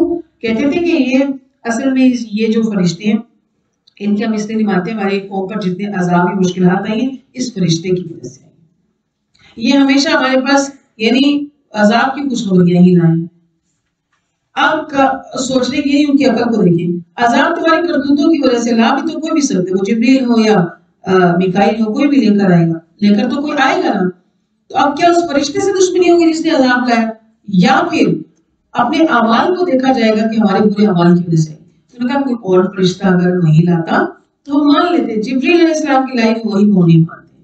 اللہ فرماتے ہیں کہ فَإِنَّهُ پس بے شک اس نے یعنی جبریل نے نزلہ اس کو نازل کیا ہے علی قلبک تیرے رب دل پر، آپ کے دل پر یہ جو قرآن لے کر آئے ہیں اتارا ہے بِإِذْنِ اللَّهِ تو یہ اللہ کے حکم سے ہے۔ جبریل علیہ السلام کیا اپنی مرضی سے قرآن لے کر آپ کے پاس آئے؟ نہیں، اللہ نے بھیجا ہے، اور وہ تو مصدق ہے قرآن بما بین یدیہ وہدی وبشریٰ ہدایت اور خوشخبری ہے مؤمنین کے لیے۔ جو کوئی بھی اللہ نے واضح کر دیا اور بڑھا لو دشمنی، لیکن یاد رکھو جو کوئی بھی عدوّن دشمن ہے للہ اللہ کے لیے، ملائکتی اور اس کے فرشتوں کا اور اس کے رسولوں کا، وہ جبریل و میکال اور جبرائیل اور میکائیل کا، تو پس فإن اللہ عدو، اللہ بھی اس کا دشمن ہے ایسے منکروں کا۔ وَلَقَدْ أَنزَلْنَا، البتہ نازل کیا ہے ہم نے آیات آپ کی طرف بینات واضح، وَمَا يَكْفُرُ بِهَا، نہیں اس سے انکار کرتے ہیں مگر فاسق لوگ۔ وَكُلَّمَا، بنی اسرائیل کی خصلت تھی جب کبھی بھی عَهْدُ عَهْدًا نَبَذَهُ، جب ان سے وعدہ کیا جاتا نبذ اس کو توڑ دیتا، فریقون منہم میں سے وعدہ توڑنے والے لوگوں میں سے تھے، اس لیے عہد کی پاسداری ہماری شریعت کے اندر بہت مقدم ہے کہ وعدہ کرو تو پورا کرو۔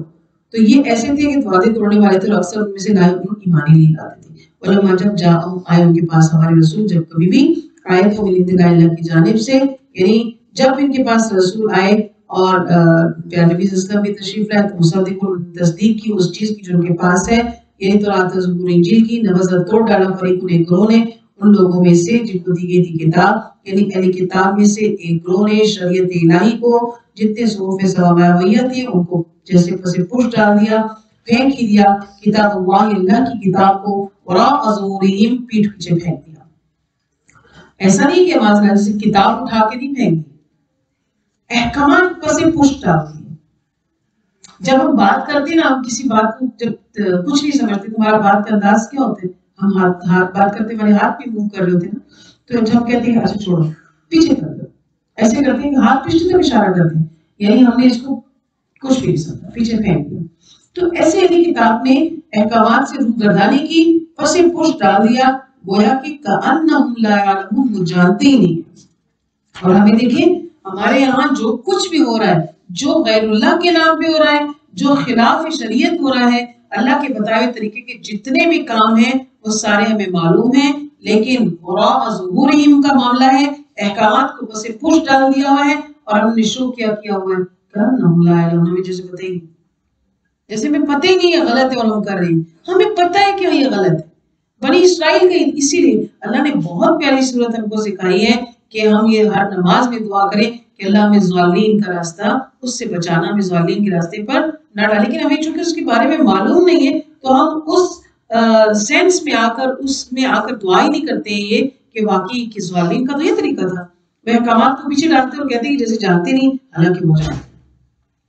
وَلَوْ أَنَّهُمْ، اگر بے شک وہ آمن ایمان لاتے، وَاتَّقَوْا اور بچتے، لَمَثُوبَةٌ تو وہ ثواب کو پاتے، بدلے پاتے، کب؟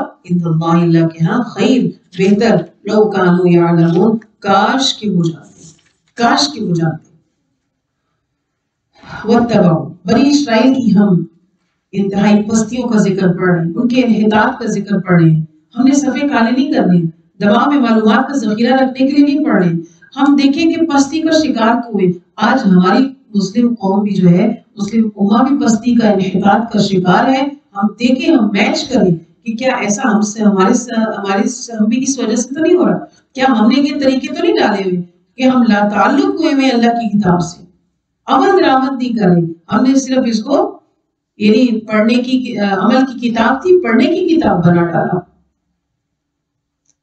عمل کی کتاب تھی، پڑھنے کی کتاب بنا ڈالا، خالی ظاہری پڑھنے کی فضیلت پر چلے گئے اور ہم نے عمل کو دیکھا ہی نہیں، تو یہ یہود نصارہ کا طریقہ ہوگا۔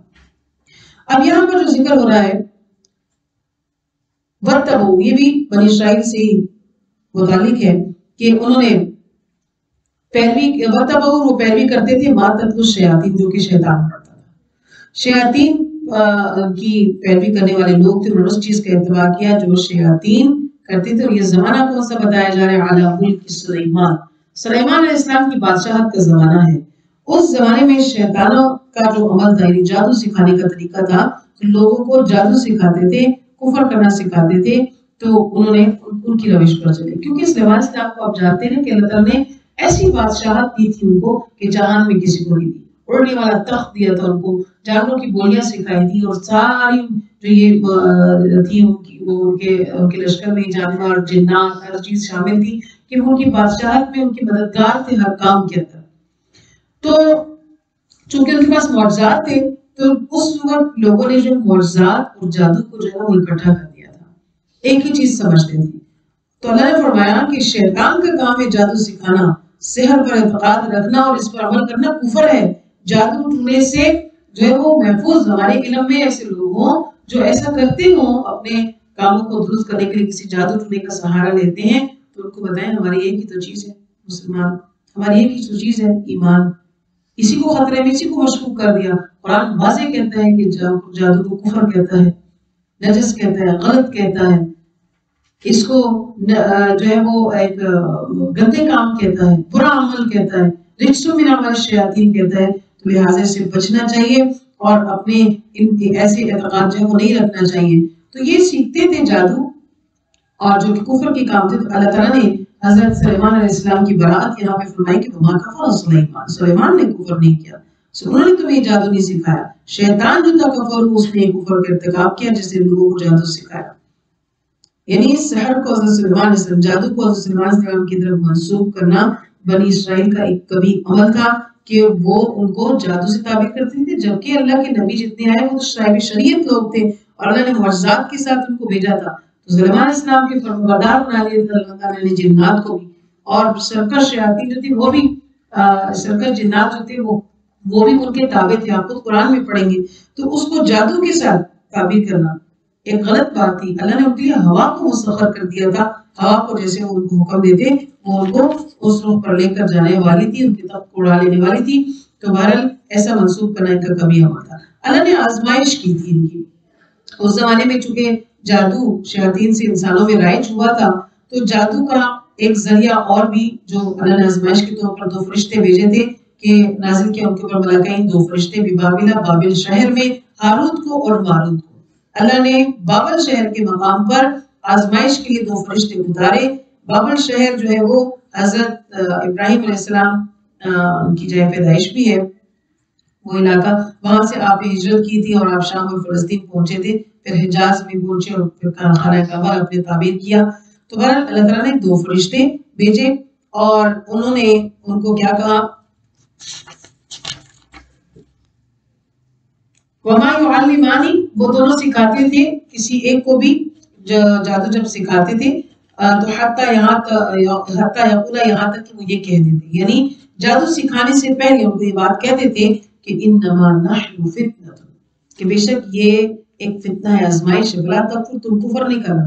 جیسے کہ ایک بندہ کہتا ہے کہ اگر کسی کا ہوتا ہے جیسے کہ یہ بہت رسکی ہوتا ہے، ایسا آپریشن نہیں کرانا چاہیے، یا کوئی یہ کہتا ہے کہ یہ بڑا موت کا کھیل، ایسا نہیں کرنا چاہیے، یا کوئی کہے کہ یہ بڑا رسک ہوتا ہے، آپ اس کو نہ کریں، تو کہیں خیر رسک میں لوں گا، خیر یہ غلط ہے تو میں کروں گا، کچھ نہیں ہوگا، وہ اپنے طور پر فیصلہ کرتا ہے۔ لیکن اگلے نے اس کو بتایا، تو ایسے ہاروت اور ماروت جو تھے انہوں نے ان کو بتایا کہ یہ فتنہ ہے اور یہ کفر کا کام ہے، فلا تکفر، تم یہ مت سیکھو، تم یہ انکار کا کام مت سیکھو، تم انکار مت کرو۔ تو انہوں نے ایسے کہا، تو اس کے باوجود انہوں نے سیکھا، فَيَتَعَلَّمُونَ، وہ سیکھتے تھے، مِنْهُمَا، ان دونوں سے، مَا يُفَرِّقُونَ، جو جدائی ڈالتی تھی، بین المرء وزوجہ، ایسا جادو سیکھتے تھے جو مرد اور عورت کے درمیان جدائی ڈالتی تھا۔ وَمَا هُمْ بِضَارِّينَ، اور نہیں وہ کسی کو، یعنی ہاروت ماروت نقصان نہیں پہنچاتے تھے کسی کو، الا مگر باذن اللہ، اللہ کے حکم سے ہی اترے تھے، اللہ نے جو ان کے لیے فیصلہ مقرر کیا تھا وہ ایسا ہی کرتے تھے۔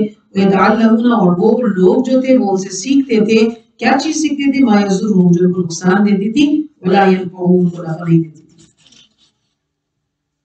وَلَقَدْ عَلِمُوا، البتہ انہوں نے جان لیا تھا کہ لَمَنِ اشْتَرَاهُ، کہ جو کچھ بھی انہوں نے اس سے خریدا ہے، مَا لَهُ فِي الْآخِرَةِ، نہیں ان کے لیے آخرت میں من خلاق کا حصہ، یعنی اس علم کے ذریعے جو انہوں نے خریدا ہے، یہ لوگ یاد رکھیں کہ آخرت میں ان کا کوئی حصہ نہیں ہے۔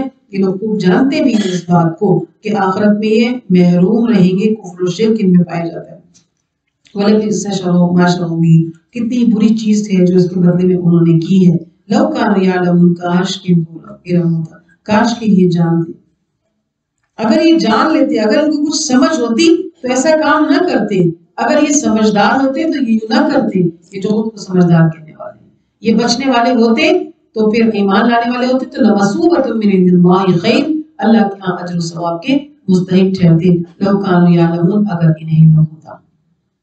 یا ایھا الذین آمنوا، آیت 104 میں اللہ نے فرمایا ہے کہ اے لوگوں جو ایمان لائے ہو، لا تقولوا، تم مت کہو راعینا راعینا۔ بنی اسرائیل کی انحطاط کا ہم نے ذکر پڑھا، تو ساتھ ہی یہ بھی انہیں سے متعلق ہے، اللہ تعالیٰ نے ایمان کو مخاطب کر رہے ہیں کہ تم رائنا مت کہنا، کیونکہ یہودی جب آپ صلی اللہ علیہ وسلم کی مجلس میں آتے تو آپ کو توجہ اپنی طرف کرانے کے لیے ان کے لیے لفظ رائنا کا استعمال کرتے، جو کہ انظرنا کے ہم معنی ہیں، یعنی کسی کو ایکسکیوز کیا جائے کہ پلیز میری طرف متوجہ ہوں یا میری طرف دیکھیے یا یہ بات سنیے، اس طرح مخاطب کیا جائے۔ تو وہ لوگ جو تھے لفظ رائنا جو تھے اس کو ذرا کھینچ کے بولتے تھے، رائنا کو رعینا بولتے تھے۔ عربی ایسی زبان ہے کہ اس کے اندر زبر اور زیر سے بہت بڑا فرق، جیسے کہ پہلے دن آپ نے پڑھا کہ انعمت علیہم، لفظ انعمتا ہی ہے لیکن تا پہ زبر لگایا تو نے نام کیا، انعمتو میں نے نام کیا، انعمتی ایک عورت نے۔ تو اب یہ جب اگر سورہ فاتحہ میں کوئی انعمت علیہم کی جگہ انعمت علیہم کہہ دے گا تو اس کا مطلب کیا ہوگا کہ مجھے اللہ ان لوگوں کا راستہ دکھا جن پر میں نے انعام کیا۔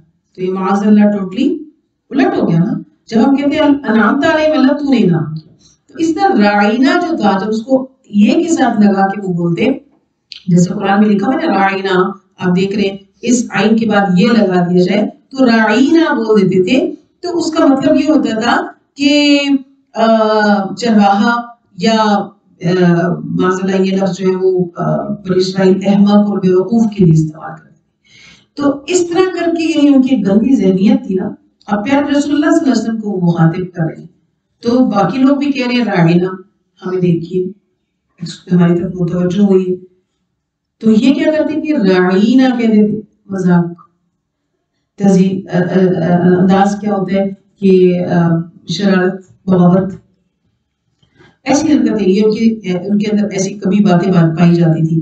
تو اللہ نے فرمایا کہ یہ چونکہ ایسا لفظ ہے جس میں بنی اسرائیل جو ہے وہ اس طرح کا اظہار کرتے، تو اللہ تعالیٰ نے ایمان والوں سے کہا کہ آپ لوگ رائنا مت کہیں بلکہ وقول انظرنا، کیا کہو انظرنا، ہماری طرف نظر کرم کیجیے، ہمیں دیکھیے۔ انظرنا کا دوسرا کوئی مطلب نہیں بن سکتا ہے، اس کا کچھ بگاڑنا چاہیں تو مطلب نہیں بن سکتا ہے، تو لہٰذا یہ والا لفظ بولیں، کیونکہ آپ ظاہر وہ پھر یہاں پہ یہود کو معلوم ہو گیا نا پھر کہ ہماری یہ جو شرارت ہے وہ پکڑی گئی ہے، اور اللہ تعالیٰ نے اس کو منع کر دیا کہ کہو کہ انظرنا واسمعوا، کہ ہماری بات سنیے، ہماری طرف متوجہ ہو جائیے۔